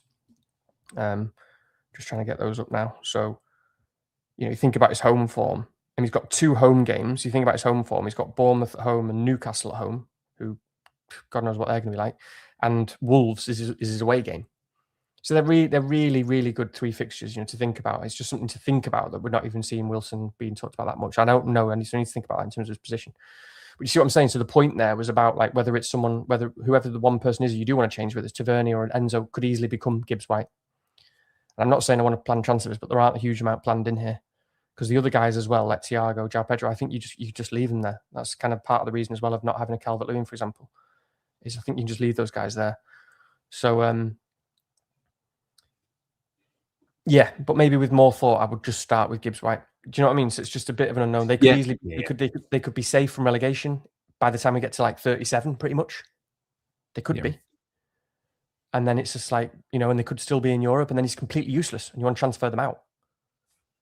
So it's could go either way with a lot of these guys, because also it's not just that with Forest guys, with Gibbs White, by the way, when we're talking about differentials, it's absolutely Igor Jesus and Chris Wood as well. Yeah. I mean, Igor Jesus is a serious baller, right? And again, these guys are clicking. So if it is the right team to go against, if they have still got loads to play for in the league, then it's big time, because they're in a serious moment here where they're just clicking together, and it's all since that switch where they're playing with Jesus and Wood together and Gibbs White off the left, and it's just clicked. It's just absolutely clicked in place. So you want to, that it's all working, and it's not going to change. They're not going to change that approach, not unless something drastically goes wrong there. Because it's just working, and in a way that nothing else has worked for the entire season. So I'd be really confident, if there was no Europe, backing like a Chris Wood or a Igor Jesus. I'd probably go for Jesus, to be honest, as well. So I also like that opportunity to think about. It's not just Gibbs White, but Gibbs White is absolutely there. So yeah, I mean Enzo. So on that discussion, Enzo, I find it a little bit boring, but again, it's just there. I just feel like, it's creeping in a bit of a timing thing there, because again, I watched the highlights in the cup game the weekend, and some of the quotes about Enzo, at the end, him saying he's always going to be back post getting that header, which he has done all season. Enzo does look like the fresh one of everyone in midfield, because he's got so much energy. He looks super fresh. He's always been a goal poacher. There was just a bit of there was just a tiny little feeling there, me watching that game and thinking, okay, Enzo feels like the guy who's probably in this new manager's good books based on what I'm seeing and what I'm hearing. And he also looks really fresh, and he's just a goal poacher. So I'm not that excited by it, but I just don't mind it at all. And again, we're playing Forest, who are going to be tired. I expect, goals in that game. But he could be anyone. That was more about a price point. Go on. I feel like, these midfield spots are where, or attacking spots are where you can potentially have a little bit of fun, because there's, this time of the season, it's quite an odd one. Even teams that in theory don't necessarily care that much about final placings, etc., on paper, they can start to have these kind of picks where you think, okay, they might be trialing a kind of new system, or they have their own personal motivations or what have you. Now, this is a bad example, but someone, with these kind of players that for most of the season are a bit sort of humdrum, but that they have potential. Someone like a Sessegnon. I'm not pretending that I watched the game last week and thought, oh yeah, he's back on it or anything like that. I think he's actually got injured again, isn't he? But players like that who have this kind of ceiling, who suddenly have this kind of period of momentum or position shift or whatever. So I think my point being, a bit like your point with Enzo, is still keep your eyes open. Don't just think, oh, okay, Arsenal motivate, title, let's just bang in 3. Even at the expense of others, there's still a chance to pick on these players. I mean, Dewsbury Hall is another one, like Morgan Gibbs White, who, it wouldn't be shocking if they ended up in the England squad. In fact, if anything, you could argue, it's kind of shocking that they wouldn't be. So there are players like this, and of course, another obvious one who's not mentioned here with Bowen. I know he's got pretty tricky fixtures, and he himself hasn't got terrific stats, but he finds a way, doesn't he? In the same way that I think it's like something like 5 seasons in a row now, ever since more or less he's been at West Ham full time. You might say, he's got 20 goals and assists in a season, which for a team like West Ham is incredible when you think about it. So this season, I think he's banged out another 12 assists. So, these players have such a way. So I think, some interesting. I think that's a good point about Enzo. He does look a little bit fresher. And of course, he has had little periods of time off, isn't he? For better or worse reasons. So you're absolutely right. There is it's just not forgetting about a lot of those players where it has just largely been their season. Like they've been fit most of the season. They've been sharp. They've looked good all season. So just like you said, Enzo, Dewsbury Hall, Bowen, Gibbs White. They've just put up numbers all season, and that sort of thing tends to stay. It's all before the meta changes and things change next season and teams change. Right now, it is their season. They're doing things. So yeah, don't forget about those. I just want to say, because yeah, so really want to emphasize anyone who's just tuning in now, like a lot of those midfield picks, it's really that's what I've got there on purpose. Wilson, especially, and Enzo it's not that just see them as a cross on the screen, because it's just like that's where you could have some fun and think about these picks. I want to talk about Brighton because you mentioned it as well. When I'm going into say for example 36 and I've got this triple Brighton, I'm really excited. I've got Hinchelwood. Again, to take Hinchelwood for an example, but he was everything I wanted him to be. I mean, he is exactly what I was hoping he'd be. He's just an absolute big chance monster. So we're talking about a guy who's 2% owned he was in that. And that was probably only thanks to Harry, because Harry got him in. I didn't realise Harry got him in. So he was probably within 0.01% owned. But Brighton, again, looking for teams in the moment and teams that are clicking. That performance last week, or whenever it was, the 3-0 win against Chelsea, was one of the best performances I have seen from any team this season. And you always know Brighton have that sort of potential, but they're always a hit and miss thing. But it just feels like now at the moment, they can finish really high in the league, can't they? And they're obviously playing for Europe. It's all clicking for them. Like you look at every individual player in that team you think about. So that we already know about the manager, but things that just falling in place. I mean, Van Heck is a monster of a centre back. He's absolutely fantastic. Belaber, was it Belaber? It was Belaber, wasn't it? He was back fit. It was absolutely incredible again in that game. Yeah, he's more or less been praised out, wasn't he? Yeah. Gross, unfortunately, although he hadn't, the weeks previous, now looks tremendous. He looks so sharp, and he's such a clever player, and he's there in the middle of the park just dictating things. Hinchelwood is everything the manager obviously wants in number 10 at the moment. He's all action. He's fearless. So he's always making the right runs. He's always pressing the defense. He's always giving the centre back someone to deal with. He's unselfish. He's just kind of one of these guys who does everything, makes the right decision all the time. So he's always and always finds himself in the right position. So in that game that he scored, I mean, you saw it. He missed an open net. I couldn't believe it. He missed an open net before that. So he's had 2 huge chances. His numbers that he'd been putting up for weeks before that, fantastic. Then you've got all these wingers that are to choose from. You don't even know who to play. They all look sharp. Every time Mitoma comes on, he looks brilliant. Minter's playing really well at the moment. And I think he just got injured. Gomez is his name. Welbeck's obviously sensational. So Brighton just look. So you've got to get on the back of that. And again, you look at the fixtures. What slightly put me off this week, although again, if I had longer to think about it, Gibbs White probably in there, and so would a Brighton midfielder, to be honest. The only problem is who, because it could be Hinchelwood. I do want to back Hinchelwood. It's really annoying now because Gross looks as good, if not better, because of the set pieces and how good he just looks generally. But he's already like 25% owned. So what's funny is that actually in some ways the midfield this week, at least with the wildcard draft that I was looking at earlier on, it reminds me a little bit like wildcard 32, which is pertinent because people who were on that strategy should take some hope, because they're going to have players like Bournemouth midfielders or Brighton midfielders or whatever perfectly fine this week and beyond. But the fixtures on paper, the players, they might not look terrific, but in actual fact, there is absolutely nothing wrong with wildcard 35s having a Hinchelwood or a Tavernier or whatever, or a Dewsbury Hall, whatever it might be. So Brighton is the big win. Brighton is the big win of wildcard 32, because not only were they good in the double, but they just look really good now. They look better and better and better every week. I mean, I very nearly had Van Heck in this draft. It's only because of going, actually better put a Palace in there, or do you really want to play him this week against Newcastle over a Leeds defender sort of thing? Maybe he could be in there, because again, avenues to points. Guy's a monster. So not only does he get DEFCON and bonus, but he's always in the box at the end of the game. He's had a few assists this season. He can it's a bit like Senesi. He's got kind of everything. But yeah, Newcastle away. Is that bad at the moment? I think they're looking a little bit better. I mean, Bruno G's back. Remind me to talk about Bruno G, because he looks one of the sharper players at the moment in terms of getting on people at the right time. He looks like a differential. Remind me to come back there. We'll definitely forget. But Brighton have got Newcastle away, and then they've got Wolves at home, Leeds away, and then Man United at home. I mean, look at Brentford against Man United on Monday.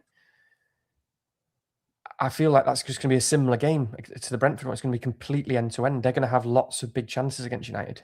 Just simple as that, especially when we probably have secured Champions League by then. So Brighton, I don't know if people want to hear that, it is absolutely the one, but yeah, I own Hinchelwood, who's 2% owned, and people are not going to buy him. So I just have to hope. I just have to hope that he buries those 2 big chances that he gets, and everybody else doesn't do anything. But obviously, it's extremely unlikely. But it's hope there's something to grasp onto. There's some little bit of glimmer of like being able to differentiate. Yeah. Yeah, you just reminded me. I was thinking to myself, oh, I was wondering if in my draft leagues, people won't have Bruno Guimaraes might be free because obviously no one would have owned him for a while. He's just I've forgotten about draft. I've not looked at it for weeks. Sadly not. No, I think I've overtaken you in the Son of a Gun one because you've not been bothered to look. So terrific. I always do this. That's why I can't play fan team and stuff like that. I just forget about every other game. Well, congratulations, Mac, if you're listening in the Son of a Gun draft, and in the other one that we're actually you're not in this thinking about it, but I'm in one with where me and Pep Stu are the top 2. We're like a sort of what's 2 F1 drivers who are kind of guarding the other to the finish. It's like that, you know. Oh right, okay. So like, what? So who like a Jensen Button? And yeah. Jensen Button. I am Jensen Button, basically. Okay, nice. Yeah. We better have a quick peek at. One sec. Just go back. Go on, you. Well, it's important. So I know we've probably talked a lot about the midfielders very quickly. João Pedro obviously really stood out on the weekend. Yeah. Again, as someone just to be on, he's just such a talisman. And actually, even though, for example, Calvert-Lewin has absolutely got the fixture this week, João Pedro is so good and has so much of what Calvert-Lewin doesn't have in terms of confidence and ability to finish that I don't particularly think. I think I'd probably, in fact, I'd just probably rather just have João Pedro this week. That's how good he is at the moment. He looked really sharp.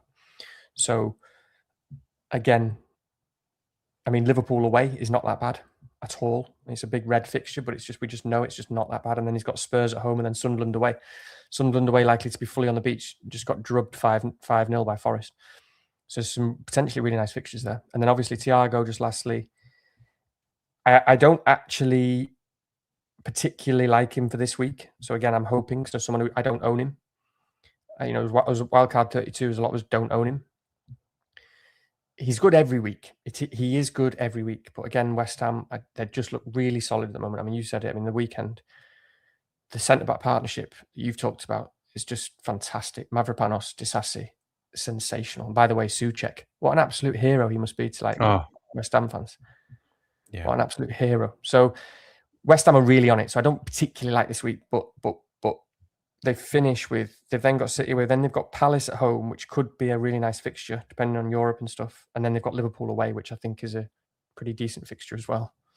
And Thiago is just the one, he's just the one at the moment. So, and I suppose lastly, the only thing we didn't mention before I go to the other one, really quickly, was Mavropanos. I do like him a lot, again, for the reasons you say, the motivation is a mountain, DEFCON. I think he's going to score at some point before the end of the season again. So it's fun if you can hide him away. I really, really don't mind it and quite like it. And then you get, that's one of those guys when you're thinking about getting to game week 38 and you desperately want transfers and you don't really have them and you really want to have a good end. Mavropanos has got Leeds at home. And by the way, on that note, someone like Porro as well. I didn't have a chance to think about making this wild card so quick. I'd be perfectly happy with a Porro who's just got loads of avenues and he's got massive motivation. And they've got Leeds at home next week and they've got Everton at home game week 38. I really like that as well. So I'd be very, very happy to just have him on this wild card as well. Yeah, I mean, they might play him in the 10 at this rate, to be honest, given the amount of injuries that's befallen Spurs. Yeah, quite tricky. But no, yeah, great. And yes, it has to be said about Thomas Souček. It's one of those players, by the way, if you like football in the different sense to just watching silky skill types, What an absolute hero. Obviously, clearly a gentleman as well, but just someone you want beside you in a scrap, basically. I mean, it's no surprise really that he's come into his own in these situations where the team is up against the wall. Yeah, I mean, terrific. It's one of those. It's very easy as soon as it's a bit like West Ham's situation with trying to move on managers to sort of game playing team style and that sort of thing. Is that Souček's one of these players who every manager comes in, they don't quite realize what to do with him. Can't really pass, can't really do anything technically, really. But then you just want him in your team. You have to fit him in there some way. So it's a tricky one, isn't it? But yeah, obviously a bit of a hero. Yeah, Let's have a quick look at just because he lent it to me very generously. But we wanted to give you an alternative look, an alternative strategy. Really just for your information. So there's a few teams that we haven't talked about and strategies that we haven't talked about. So this team, for example, double City midfield, to go with Haaland. Obviously, there's two different strikers to your draft, so Bowen and Calvert-Lewin, which are legitimate. I think you'd be hard pushed to say there was anything wrong with that. Obviously, quite similar in that respect to 32, maybe. There's that. Rodgers is obviously in there. Villa is an interesting one because they've got Spurs at home and Burnley away. Is that right? I think in the next two. I know they're sandwiched around Europe, and then you've got double Leeds defence in particular there. So if you're looking, do look this up as a draft on YouTube if you're listening. But and obviously the big talking point, I suppose, really is double Arsenal attack, which nobody is going to have for good reasons, probably. But Eze and Saka. So you can't knock it from a chance point of view. It's taking something on, like the arguments you put forward for yours. So, is there anything you'd like to say on this? I mean, some good picks, obviously, and some riskier ones as well. But yeah. Yeah, I mean, that's what I mean. I just put mine together and then you showed it and I said, I definitely include both because it couldn't be any more different, really. And I just think that in itself is interesting and quite nice for people who are on wildcard or people who are thinking about different ways to go. It does show that there is very different viewpoints. And it's, as you say, a lot of it is absolutely fine. Can't argue with Bowen. I also, that was also a point I didn't get to make, I suppose, was thinking about if and when he can come in at the end or in a week or two, and it is just difficult to have him for that Arsenal fixture. But he's still good. He's still just good. Obviously, the major issue with this is, again, I mean, anything could happen, but O'Reilly is just suicide because I just think, I mean, he's just now in the shout for the best pick in the game. He's probably better than Gabriel right now. He's probably better than pretty much anyone, just not quite there in terms of full reliability per game to be able to captain him over like a Haaland, maybe a Bruno, but O'Reilly's too much for me because it's just one of those guys who could get 20 points every game for like 3 out of the next 4 weeks.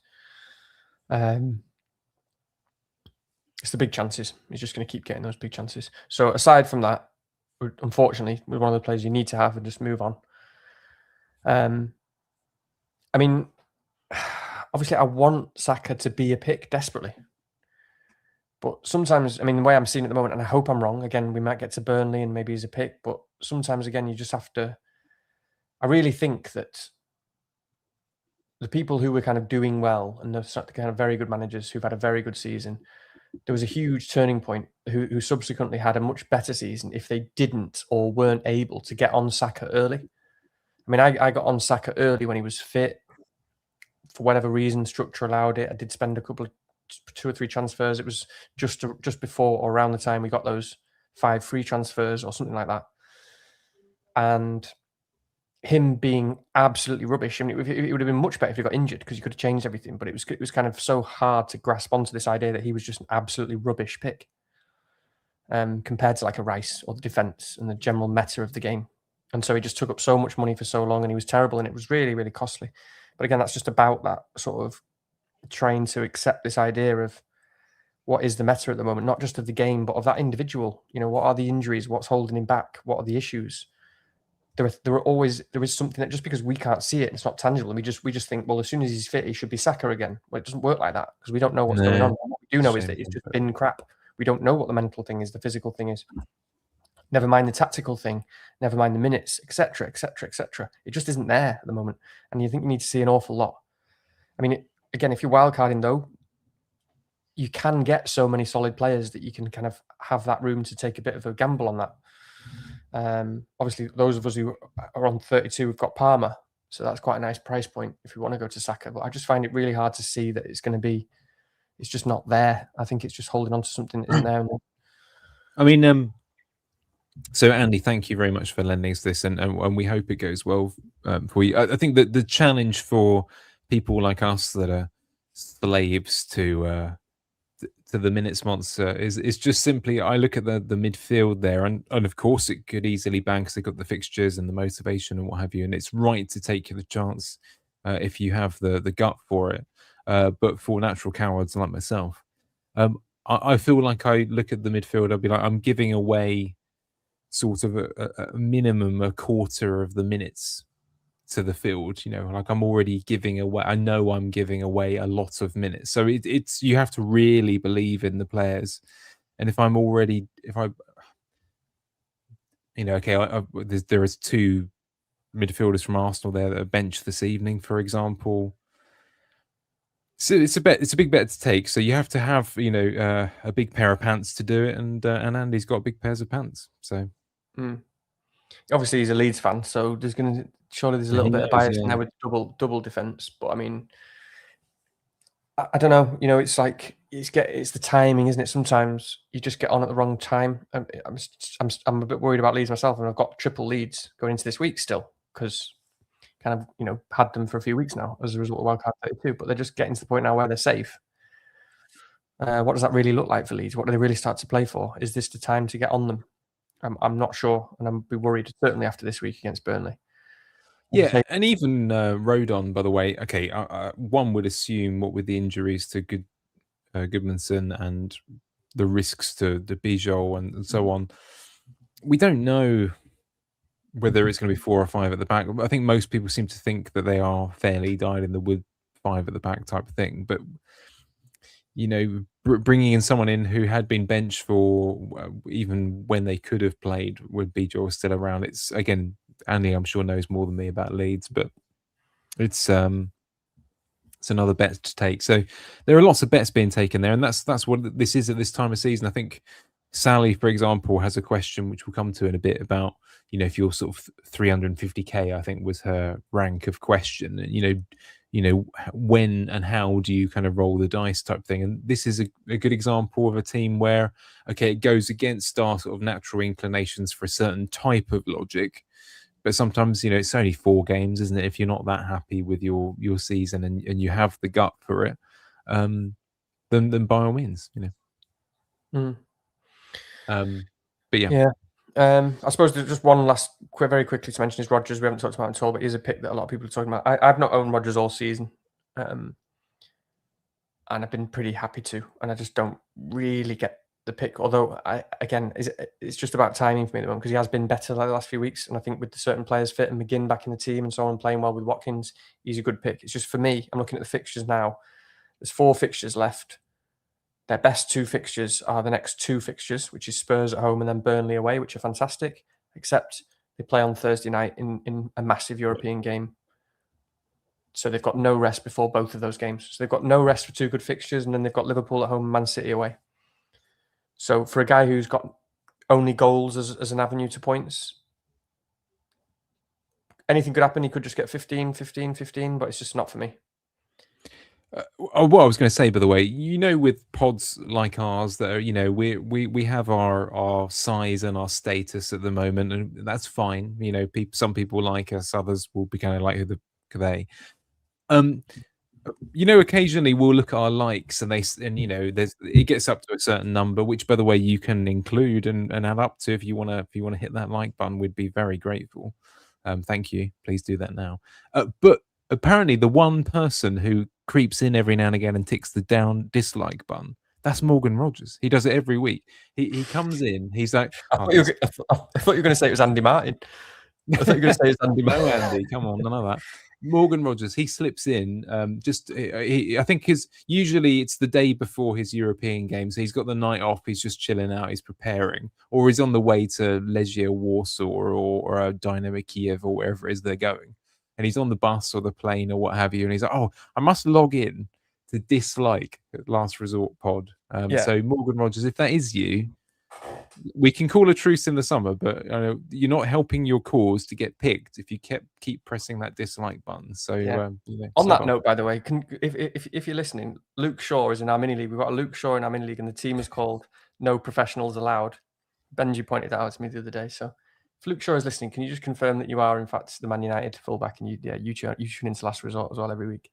Yeah, and please share that on all platforms, and send Danny a free shirt because I'm sure you can afford it. You've probably got one of those brand new 4x4s or whatever it is that you do. He'd like a shirt or a ticket, a few tickets. Yeah, that'd be good. Yeah, cheers. Yeah, that'd be nice. Thank you very much. Let's just have a quick sort of tidy up look at some of the because there are lots of questions here, some of which we won't need to answer or we can just fly by. So best wildcard draft, I think we covered that. It's Andy Martin's, but we've given you another one. So please do have a look at that. But let's just go through these sort of a bit more quick fire if we can, because I think we can do this because we've kind of touched on them all. But let's just give our sort of gut reaction points. So Eno says differential captain time. So we'll cover this week and then 36 because that's kind of the question here. Differential captain time in 36. Can we triple captain beyond Haaland? I think I'll start with that one. In the triple captain, I think you can absolutely go for a defender. And actually, any one of the three in some ways. But I mean, I think most people would think, well, actually, it's a legitimate argument for O'Reilly anyway. In fact, I think we might consider him pretty strongly when we come to the next week's pod. Regardless of triple captain, it's just a legitimate pick now because the ceiling is so high and that sort of thing. But there's nothing wrong with considering, I would say, a Nunes as well. I think there's something in that. But so I think for you, again, you've got the stomach for it. So yes, definitely. And this week, I know FML we're talking about Palmer. I haven't considered anything too differential this week, but what are your thoughts on captaincy this week and next? I suppose they're the 2 weeks. Yeah, I wanted to speak to you about this week. I was just having a quick look at the reverse fixtures out of interest, by the way. It's quite interesting because against, for example, Palace, Everton, and I mean, it was the start of the season, so Haaland just holds against everyone at the start of the season, doesn't he? But against Everton, he got 13 points. But that was a different Everton. I don't know. Yeah, it's the start of the season. It doesn't mean much. But against Brentford, 8 points. And against Palace, game week 16, another 13 points. But interestingly, they cleaned in all 3 of those games as well.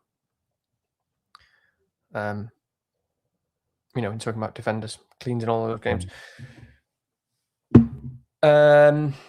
This week is actually one to think about that more very quickly. So I'm going to come back to the question. I suppose I thought we were going to do it when we look at teams very quickly, but it was interesting because which way around did I have it now? I think, what was it now they were saying on the wire? Praz was saying something that I think I agreed with Alar in terms of the ownership and not Praz at all. He was saying, I'm definitely going to captain Bruno. I think did he say Bruno? Because everyone's going to, what did he say, Haaland? Whatever he said. Do you remember what I'm saying? He was saying that the ownership's going to be really high for one, and I was like, no, the most people will captain Haaland this week, not Bruno. Yeah. I haven't actually listened to it yet. Sorry. Right. I think he was saying the other way around. Like, I'm definitely going on one of them because he was going to. I think he's saying Haaland because that's where the opportunity is. That's where the loan. I was like, I can't remember which way around it is, but I was like, no. Bruno is not going to be. I don't think he's going to be the highest captain this week. I think it's going to be Haaland. Yeah. People still look at it. I know he's a really good pick, but people still see the red. It's still Liverpool. It's still people are not going, oh, Liverpool's an easy fixture. Oh, that's really good. It's just not the way anyone's ever going to be thinking about it. It's just the same thing we said about letting certain things go. Most people, it's not going to happen. Whereas Haaland's been scoring loads, and yeah. So I mean, that's interesting to me though, because I am still kind of thinking and looking about opportunities. I just hadn't really considered. I haven't got to the time of considering captaincy yet because I've got such a benching headache. But I'm on Haaland at the moment this week, and I would imagine probably going to stay there. So you tell me in a second about this week. But yeah, in terms of, I agree with you on the TC. I mean, O'Reilly does stand out. The only thing with O'Reilly is, again, I mean, he's still going to be what, I don't know, like very highly owned. Actually, it's probably not. It's probably not that bad. It's probably about 70% EO, I would think. Depends how many people bought him this week, but it wasn't as high as I thought in the double game. It was only about 65% or something in double game week, I think. Maybe it was higher than actually. Might be getting that wrong. Anyway, don't mind it. Haaland is obviously definitely the safe choice. Definitely objectively the best, but I do not mind, especially if you want to go O'Reilly or Nunes or someone like that. Yeah, absolutely that. Yeah, we'll come to that a bit more with. Yeah. Okay. Yeah. Oh no, with teams, but yeah, Yeah. let's save it. A bit of spice. There isn't any, but keep or sell Thiago and Bowen. I think they both before the end of the season. That question is from Big Mike, as opposed to other Mikes. And I mean, they both came up in our wildcard discussions, and I think you could legitimately pick both from now anyway. So keeping or selling them, I think if you have them already, there's really not. I mean, it'd be very hard to make an argument for moving one of those on. I think you would be more or less. And even if you had 5 free transfers, I don't think I'd be selling either one of those two. So No, yeah, look definitely elsewhere. keep Thiago and Bowen. Yeah. Yeah, agree. Look elsewhere. Keep them. On the Mikey theme, triple Arsenal defence. We've covered it really, haven't we? I think we have, haven't we? Yeah, we don't need to go into that one. Palace investment for the double. We've covered it to a large extent, but I think the name I would add there, Easy or FPL 365, whoever that is. Cambo, definitely one to add to the mix there. In attack, it's an interesting one, isn't it? Because you still actually Rob T has. I'll just. You're on mute. Yeah, I just basically my hand hit a button accidentally when I was trying to find this Rob T tweet. But Rob T just released a really good team profile for Crystal Palace where it breaks down their minutes over the last, I don't know, 10, 12 game weeks. And it just more or less underlines that you can't pick Sarr, really. No, we already know. Or if you do, you have Andy Martin sized balls, which is quite reasonable. But he got 90 minutes in game week 34, didn't he, Sarr? So it's an. No, but we already know. Like we already know the quotes still apply. He said that he's asked the players whether they want to play in Europe or they want to play in the league and which one they want to prioritize. And then he explicitly said about this week. He said, no, this week's is different because we've got such a long break between the games, and then they start. So yeah, I mean, Mateta and Sarr are not. I mean, they're options, but they're not really options. I mean, the more interesting question here is for this is, and I don't even know, 365 has asked the question whether they're on wildcard or not. The more interesting question is about, so. Yeah. Well, exactly. So I had a couple in the wildcard because you can just get them in and hide them, and that's reasonable. You know, the question is, are they worth investment? Not on wildcard. Are they worth buying? And so I haven't thought about it enough yet because I'm not there, but I am definitely leaning towards no. Oh, none at all. Yeah. I mean, again, I don't know. I'll think about it. I might get one defender in, but the thing is again, really, really straightforward. It's 4 points.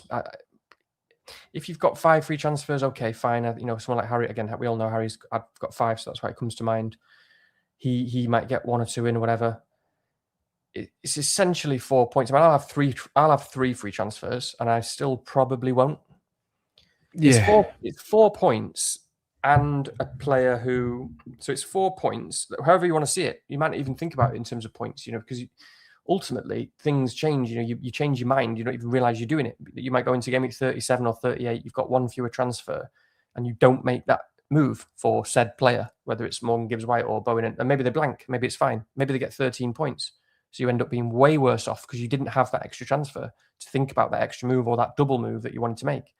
So whether you want to think about it in terms of points or future opportunities, it's a big deal making that transfer for a player who you expect to potentially or likely get DEFCONs. They're not guaranteed, but likely get DEFCONs.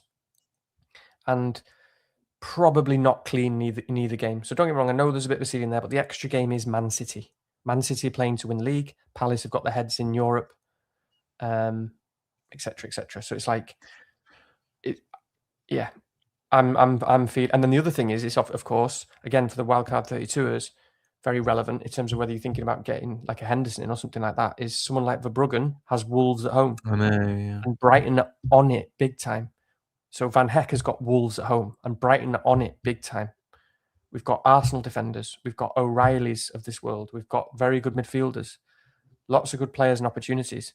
So do I want to use a whole transfer to get a guy in who I think is definitely getting an extra, 90 minutes against Man City so he could get DEFCON? I'm not saying it's a bad thing. I'm just saying that I'm very, very on the fence, and I'm leaning towards thinking no. Yeah. I mean, obviously it'll be more of in our situation, it'll be more of a next week discussion. But I think what will I have? I'll have 4 transfers, and I'm quite okay. So I've got Bijol, who is an interesting topic that we'll come to when we talk about my team. But he's exactly the kind of space with a couple of million in the bank. You think, well, that's fine, isn't it? You do justifying one move. I'll probably look at that more than anything else. But as you say, aside from that, it's not hugely interesting. An interesting question. Let's do this next week. Is more whether you do balance the risk on the extra attacking play of Munoz, or you just pick someone like a Lacroix or Camvo, because actually in some ways with those fixtures, you're like, well, I can rely on that DEFCON. Although Munoz, again, against Man City, could well easily get DEFCON as well. So it's an interesting one, isn't it? We'll have to talk about that more next week. The question there from Slippery Nip, who's on the beach. We can talk about that next. We can talk about that next week as well, to be honest, because it's not entirely clear yet, and it should be a lot more clear by next week. Yeah, you're absolutely right, because things like Leeds, Sunderland, etc., will probably clear up more and more next week.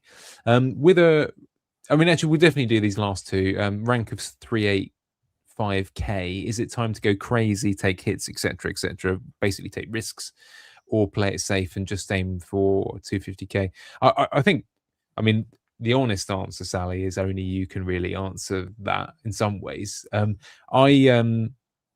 What's difficult, right, is I found myself in these positions before, and I'm not a natural sort of chasing risk taker type, right? I find it really hard to decouple myself from just thinking, well, that's the best pick there. And it is quite difficult for some people to get around. So just bear in that. But of course, I'm going to give you the standard spiel of, do you care about that mini league? Do you care about just self-respect? Do you care about, what are you trying to make sure that you've never finished below 300k, or, all of those things do matter. But I think realistically, for most people's thinking anyway, provided you can accept the worst case scenario, I think it is time to just trust your gut a bit more and think, okay, look, if I could roll the dice and 3 or 4 times out of 10, this one's going to come off, as opposed to the kind of house scenario of 6 out of 10 times, or whatever it might be, then this is the time to trust it. So, someone like these players that we were talking about earlier, or Hinchwoods or Dewsbury Hall, etc., that other people might be ignoring, or other people might get distracted with Crystal Palace picks next week, and you couldn't give a monkeys about them. Well, next week, think, well, shove Crystal Palace. I'm going to load up on Brighton or something like that, and then you've got an opportunity there. So there. What about you? What was that little message there? There was a nice little message. Oh, sorry, I was just trying to be nice and sharing the love. So Kev Kehoe, who very, very solid player. He says, rarely ever get to tune in live. Love ye back. Nice. Yeah, cheers, Kev. Yeah, you alluded to it there in terms of being kind of thoughtful and strategic. Because unfortunately, Sally, the sad answer is, for me, is it's never time. There's never a time to go crazy, and there's never a time to take hits. Safe is a word I don't like, a bit like aggressive. I don't really like that word. But unfortunately, yeah, there's never a time, like, good ranks only come from finding deep within you that sort of calmness and logical state. Because hits are bad. They never result in good things. Well, very, very rarely, especially not with 4 weeks to go.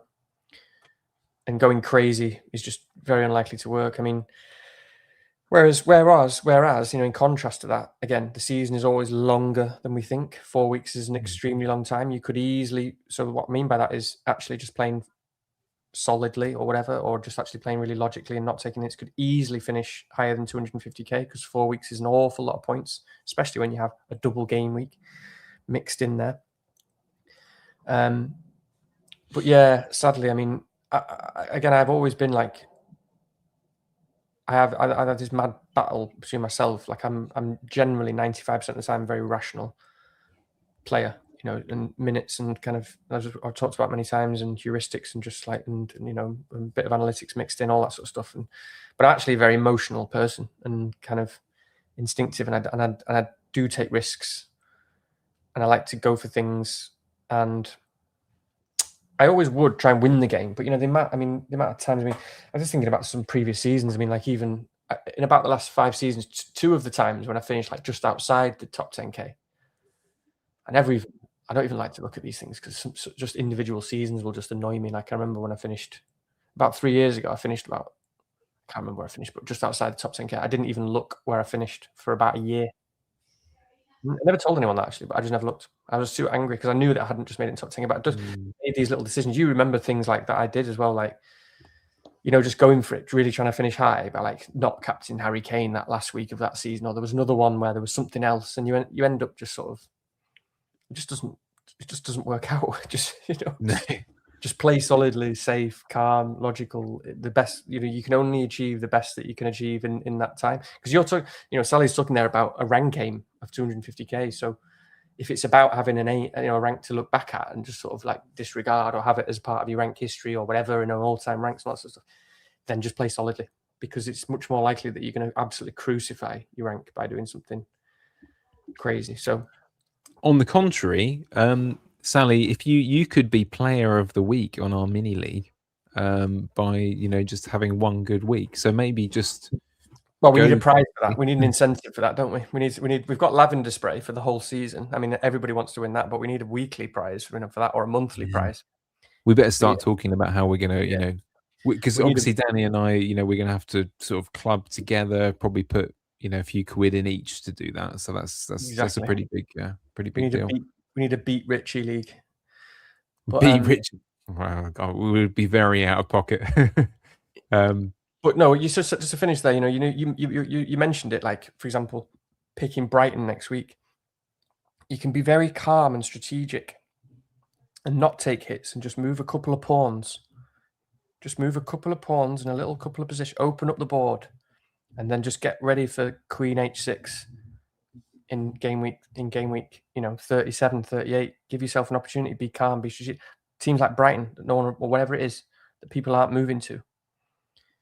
Big opportunities for rank gains. Move that, maybe it's a double move to go to a City defender. Maybe you get a double move to go to a City defender, so that you can get a midfielder for a Semenyo or Cherki, and suddenly you've got these opportunities to climb that are calm and logical. I don't think I'm alone here in saying that last sequence, we should probably kind of clip it, because it was quite erotic, to be honest with you. It was like, you can be calm, short, move queen. It was very, if I wasn't already a married man, happily so, I'd be getting the first train to Manchester right now. Anyway, no, good thoughts. Lost my train of thought. Matthew Nuttall, what a guy. We should finish with him here. He's asked a question. He's the top of the mini league, so he knows what he's talking about. I don't know why he's asking us. Do you have a strong preference on differentials that might end the season well? So let's just keep this nice and clipped. I mean, give us a name or two, and then we'll budge on someone who no one within reason kind of owns, that you actually do have an affection for. Jesus, I'm scared. I think we've said them all, so I'm a bit worried. You But said Nunes, and I think Nunes is still very, very rarely owned from teams I see. Very low owned. I mean, Hinchelwood is a very good player. I mean, hopefully he does something for me. Probably won't do anything now, but it's still really good. I mean, the ownership is crazy because everything's there. Motivation, the team is very good. The position is very good. The numbers are very good. Nobody owns him. And obviously, it's just the guys. It's finding that motivation thing for me. If you want to find someone, it's like, where can you find that meaning? So they're low owned, but what are they playing for? What's going on? And I do think that's. So I'm waiting. I'm waiting in the sense that I want to have those extra transfers to decide whether it is a Porro, a Bowen, a Gibbs White, a Igor Jesus, a Chris Wood. Yeah, to actually move forward where they combine good fixtures with something to play for at the right time. I think Jesus is a really interesting shout, actually, because again, people are going to have that Dominic Calvert-Lewin spot, aren't they? And it's a very similar price point. And after this week, I think you could if you've got plenty of transfers and you're looking for differentials, moving to one of those Forest forwards could be a really interesting move. So yeah, I think keep an eye on that one. I like that one very much. There's a couple of lifestyle questions which I'll come back to later. I'm doing Matt a favour because he's so high up in our leaderboard. I feel like I should give him the floor. But let's just do our teams. There's other stuff we could probably talk about, but I think so that we can keep it in the nice, respectable time. Yeah, we're way over again. I reckon we can do another 10 and then stop. So my team, I'll just read it out. What have I got? I think I've got 3 free transfers. I honestly haven't looked, but I'm pretty sure it is 3 and 4 into next week. That just shows how lame we've been, and obviously it's been chips lately and all the rest of it. But Darlow in goal. Hill, we'll talk about that. O'Reilly, Gabriel, Bruno vice captain at the moment. There, Farmer, Tavernier, and Semenyo, who's probably lucky to be in the team. Haaland, João Pedro, and Calvert-Lewin with his lovely Burnley fixture, and a bench where I have to say, probably like yours, I'm a bit like, oh, I could have easily, this could have been probably one of the better single game week bench boosts, really. Verbruggen, Alex Scott, who's a DEFCON maestro nowadays, and he, by the way, I'm not saying it was a pick that I should be getting double digits from, but I feel like that could have gone just a little bit better. Anyway, it's Scott, Bijol, who again another one, bit of a minutes issue, and then Van Hecker.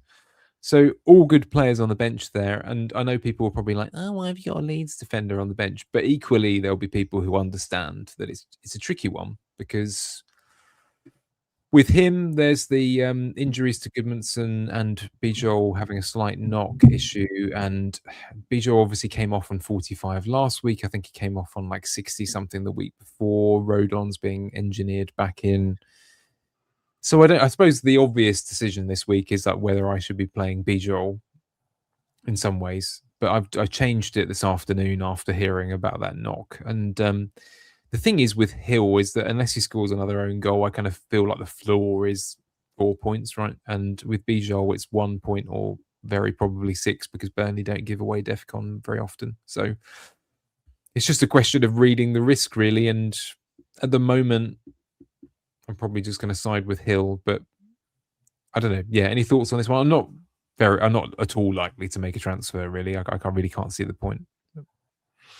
No, you definitely need a transfer. And obviously, did you read your team out, by the way, or does it matter? I can't remember if you did or not. Yeah, I just did. Sorry. Where are you? I mean, I just been completely in deep thought, so much so that I can't even hear anything. Pathetic, really. No, I was just thinking about how, obviously, I'm kind of jealous in a way that you might have a reason to get out of your benching headache because it's absolutely shocking. I'm trying to be really objective. It's very difficult. Because I do, on the one side, see there's some issues there with Bijol. There's some minutes issues. There's some worries. I'm also trying to think. If it sounded pretty positive on him, if he's expected to start, I just can't. The only thing is it's Burnley at home. It's Bijol, who's typically been a monster for DEFCON. He's got a massive head, so he could just score off the back of his head. And you've got to think he's not going to sub on if he doesn't start, unless one of the defenders get injured. Because even that argument about back 4, back 5, well, they're not going to go from a 4 to a 5 because they're at home to Burnley. They've got nothing to play for. So it's not like they're going to be. It's not like they're going to be going. Actually, we need to firm this up on Friday night on the light under the lights in front of the fans against Burnley. So it does feel. I get it. So I'm just playing devil's advocate in a sense. Like I do think it's extremely unlikely that he subs on, or very unlikely.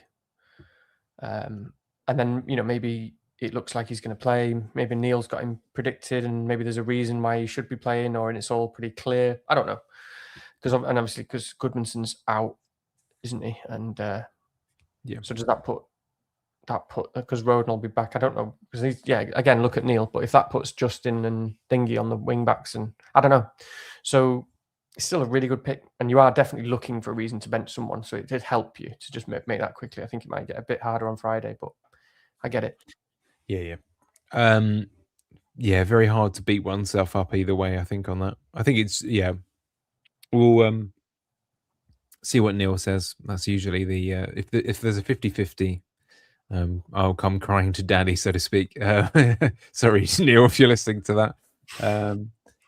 I'm not that weird, but there's that. I mean, to be honest with you, I understandably I was quite disappointed with the double game week announcement, because I was looking for Alex Scott is a perfect double game week play. You're probably going to get that 8. In theory, you're going to get that 8 points, but not that I got that during the double game week. But tricky. But it's let's just assume it's sort of 60% this, and then if I hear something nice on Bijol, then that's probably the way to swing. Let's look at yours. Because then you might have to decide. It's exactly the same, basically, apart from I do have the benching headache, and then even your decision about who you might bench is the same conversation as mine anyway, isn't it? So yes, it is. Go on, read that out for us. Yeah, pretty much same team. So Darlow in goal, Struijk, O'Reilly, Gabriel, Palmer, Tavernier, Bruno, Semenyo, Calvert-Lewin, Haaland, João Pedro.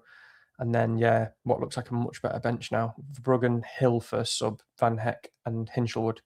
This is really hard. And obviously, when every sort of close decision is not going your way, you lose a bit of confidence as well, and you just lose a bit of clarity. And I'd say I'm going to straight bat it. And I think this is the straight bat lineup, because for a lot of the week I've been on 4 at the back, because again, like I eyeing up this fixture a while ago with Bournemouth at home to Palace. You do just think, target a team that is, they're not prolific goal scorers, Palace, but they're playing in Europe. It's a tight turnaround. We know they're going to rotate because they don't have much to play for.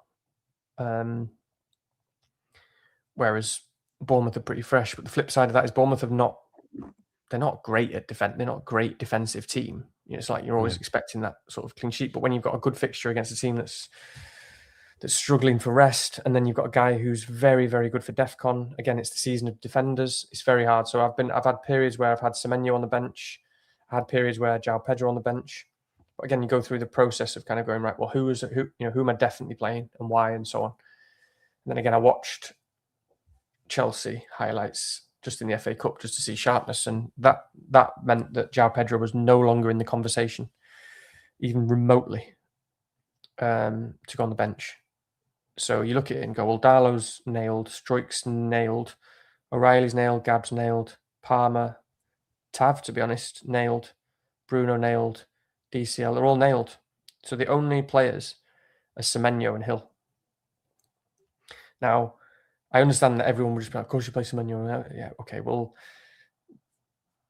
it's not easy because it's a good fixture. You've got a guy who's getting DEFCON. Defenders are good. Semenyo is also extremely highly owned. What, 70%, 80%? The problem with that is, though, that while Hill is much lower, I mean, Senesi's like 70% ownership in that double game week. It was pretty horrible.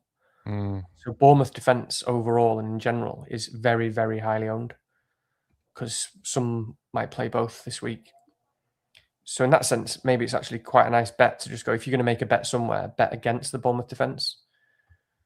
With that very high ownership, but it's also terrifying because, again, Semenyo is someone who has a good pick, but is a guy who, a little bit like a Rodgers, who he can just go 4 games without doing anything, which is what he's just done. And you're like, what the hell are you doing? But then he's also, I think he's a bit more than he looks more dangerous than someone like Rodgers because they're in a better team.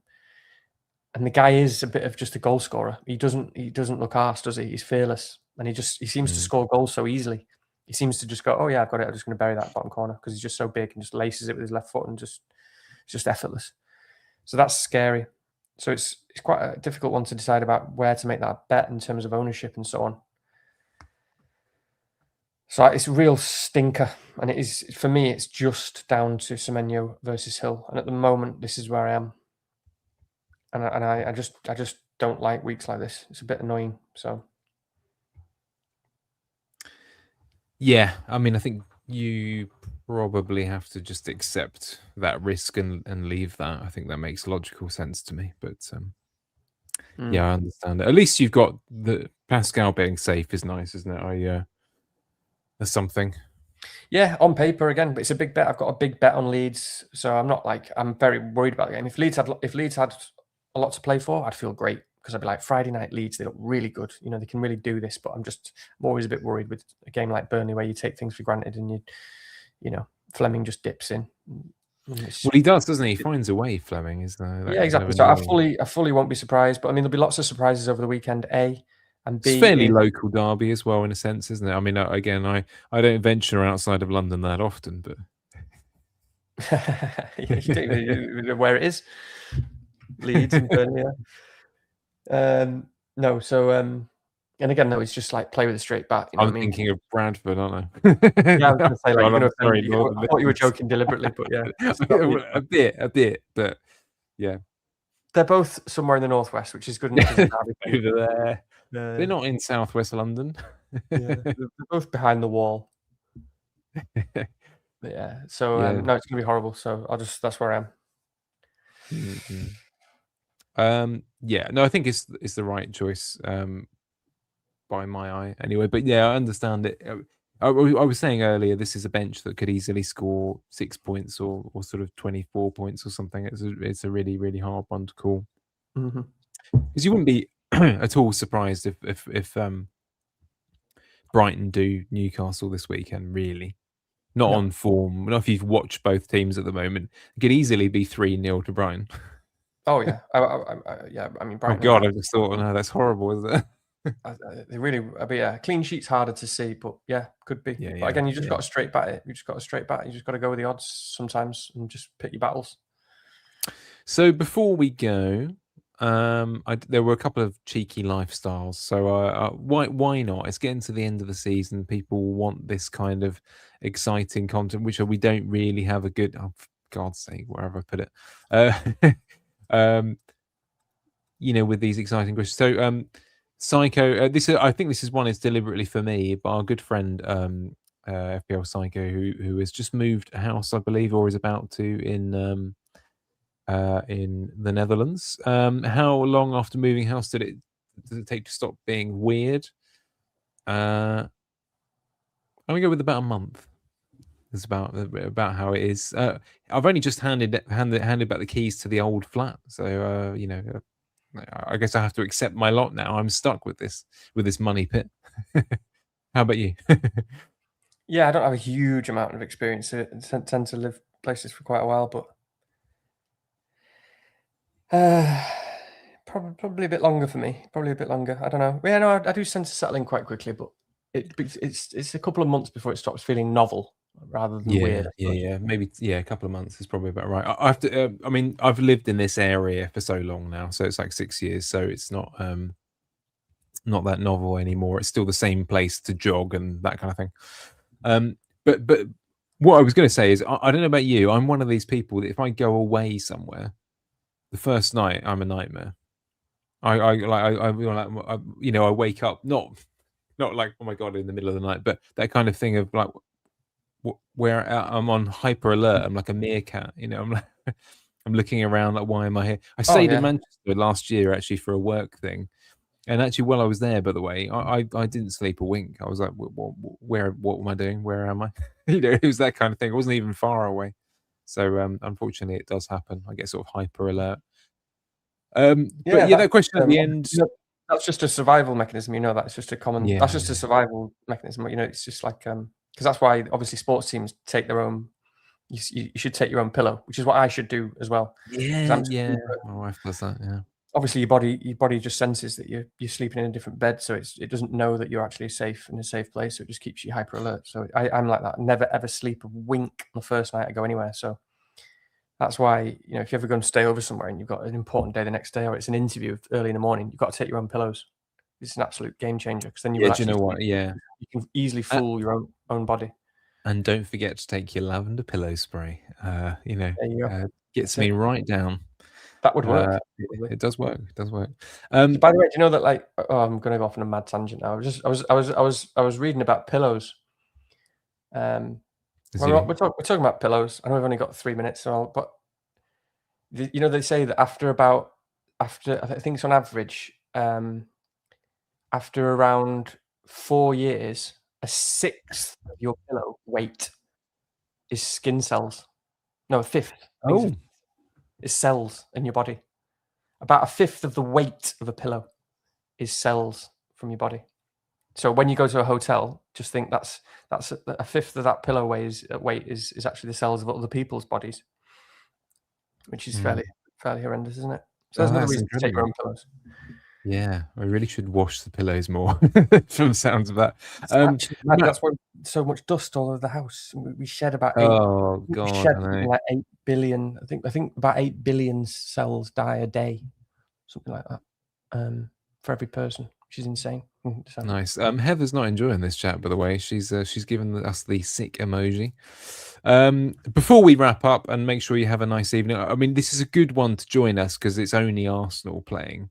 Whereas last night, if you enjoy like a 9-goal thriller where teams actually play football against each other and try to score, then that would have been a good one to miss probably. But Matt Nuttall, the mini league Don, asks us what your favourite films are. Now I saw this flash up just before. I thought I'll put it in because Matt deserves a lifestyle question to give me how well he's played.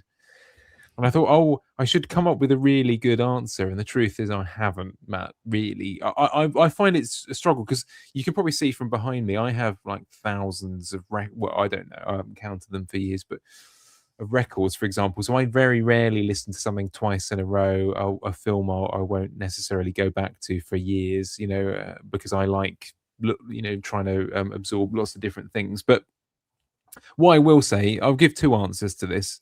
In the last year, the film that I've enjoyed the most was, and this is such a wanky answer, but I did love Sentimental Value, that Norwegian film. It's absolutely lovely, so do look that one up.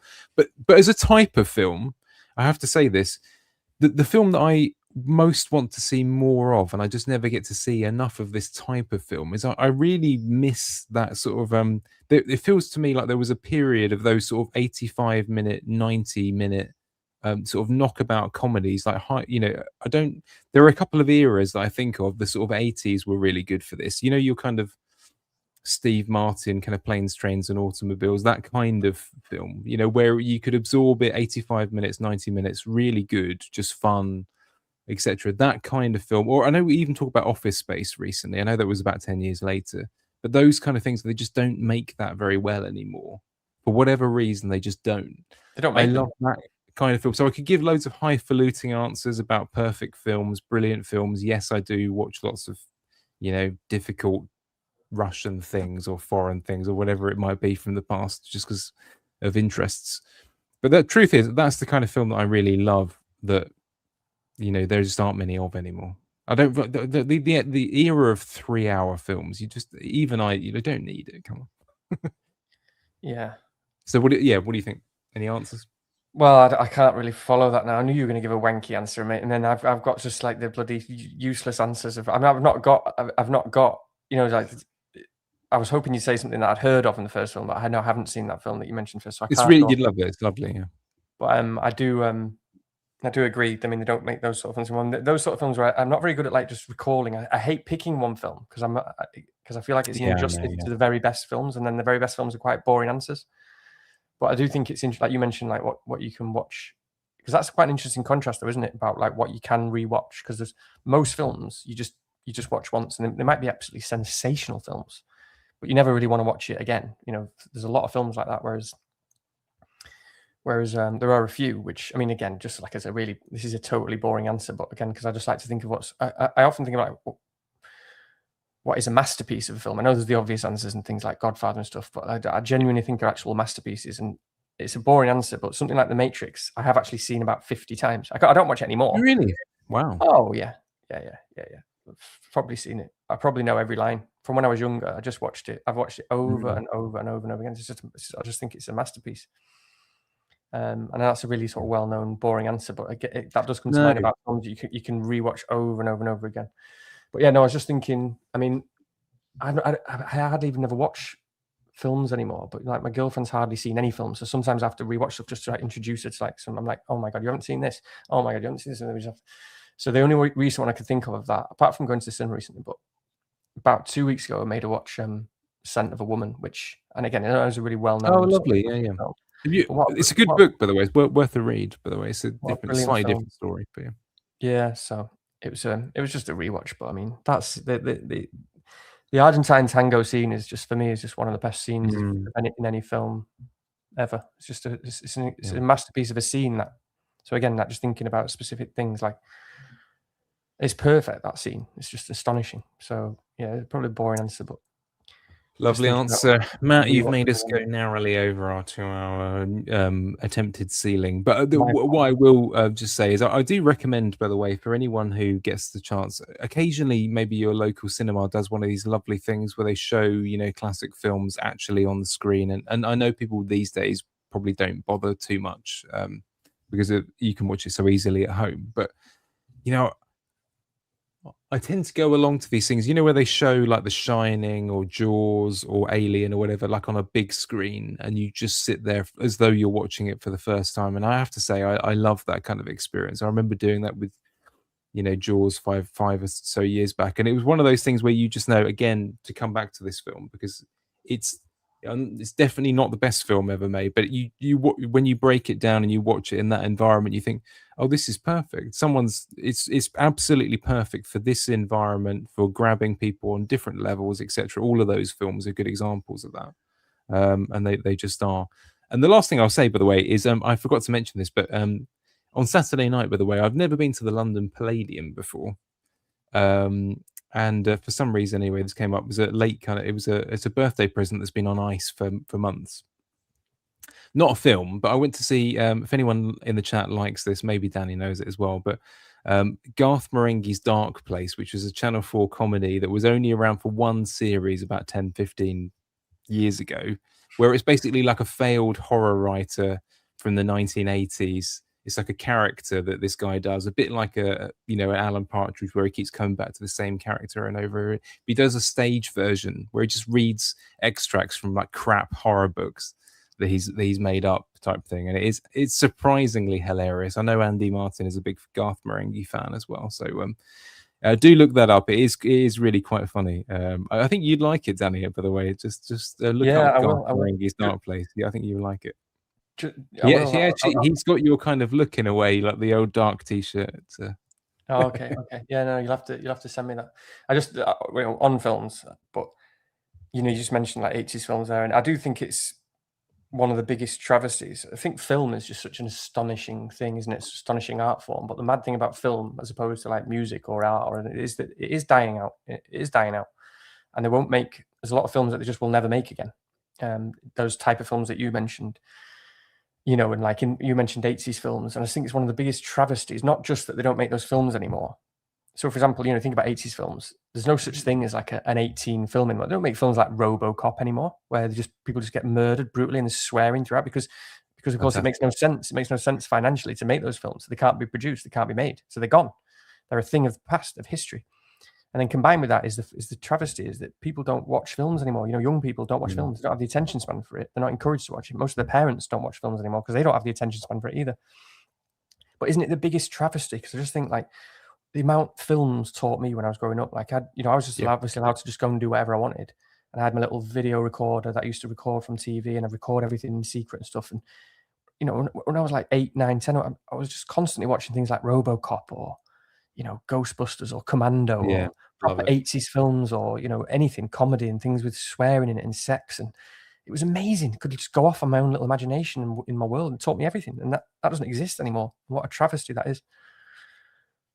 Yeah. No, I'm definitely with you, and I have to say, the chat has kind of joined us on this kind of loving of that era of films. I mean, Heather, I didn't is actually reminding me that, so when I was a younger man, I was kind of one of those typical kind of nerdy wankers who absolutely loved kind of horror B movies. When I say horror, I mean you kind of everything from Evil Dead, The Thing, that kind of thing, right through to the terrible versions of that kind of genre, like um, the one that sticks out in my mind, there was one called The Incredible Melting Man. Now, if you've never heard of this film, look it up or find a trailer. It's hilarious. This sort of astronaut goes too close to the sun, his face melts, he comes back to Earth and then terrorizes everyone. Stuff like that. Or The Uninvited, which is where there's a cat who turns inside out and then terrorizes people on a yacht. I love stuff like that. It's ridiculous, and I'm not allowed to watch them anymore because it would be just too childish. So there you go. And the other one, by the way, last one. This is an obvious film, but when I was growing up, I was obsessed with I basically wanted to be Indiana Jones. Oh, So I'm kind of dressed up as it and everything. So, and actually, do you know what? It's kind of borne out because I'm a huge history kind of lover, and I love sort of. I mean, not so much anymore, but travel and all the rest of it. So I think in a way, that kind of switched me on as well. Indiana Jones. Right, obviously, just only Raiders of the Lost Ark. The original ones. Raiders of the Lost Ark. I mean, those sort of films. I mean, just could go on all day. Back to the Future, just legendary films. Before Heather has obviously found the plot line to Incredible Melting Man. An astronaut is transformed into a murderous gelatinous mess after returning from an ill-fated space voyage. That's exactly the film, Heather. Go and watch. Your job is to watch it this week somehow. Pay for it if you need to. Come back and report back because I don't think I've ever met anyone else that's watched it. So nice. There you go. Anyway, we should go. We should let you enjoy your the Arsenal second half. Sure. Or whatever. Has anyone scored yet? No, I was about to check, but I threw my phone across the room ages ago because it was the internet seems to be messing up. It was probably you. Never mind. Anyway. Okay, so we're obviously only around for a few more weeks this season. So, like I say, 1-0 to Arsenal. So do let us know any of your thoughts on content going forward, that sort of thing. But good luck with your wildcards or transfers or roles or whatever it might be. But we will love you and leave you, and we'll see you again next week. Nice one. Cool. Oh, and we've got a guest, by the way. I've just remembered that. Provided I remember what I've done and agreed to, we'll see you 3 of us next week. Okay. See you soon. See you later.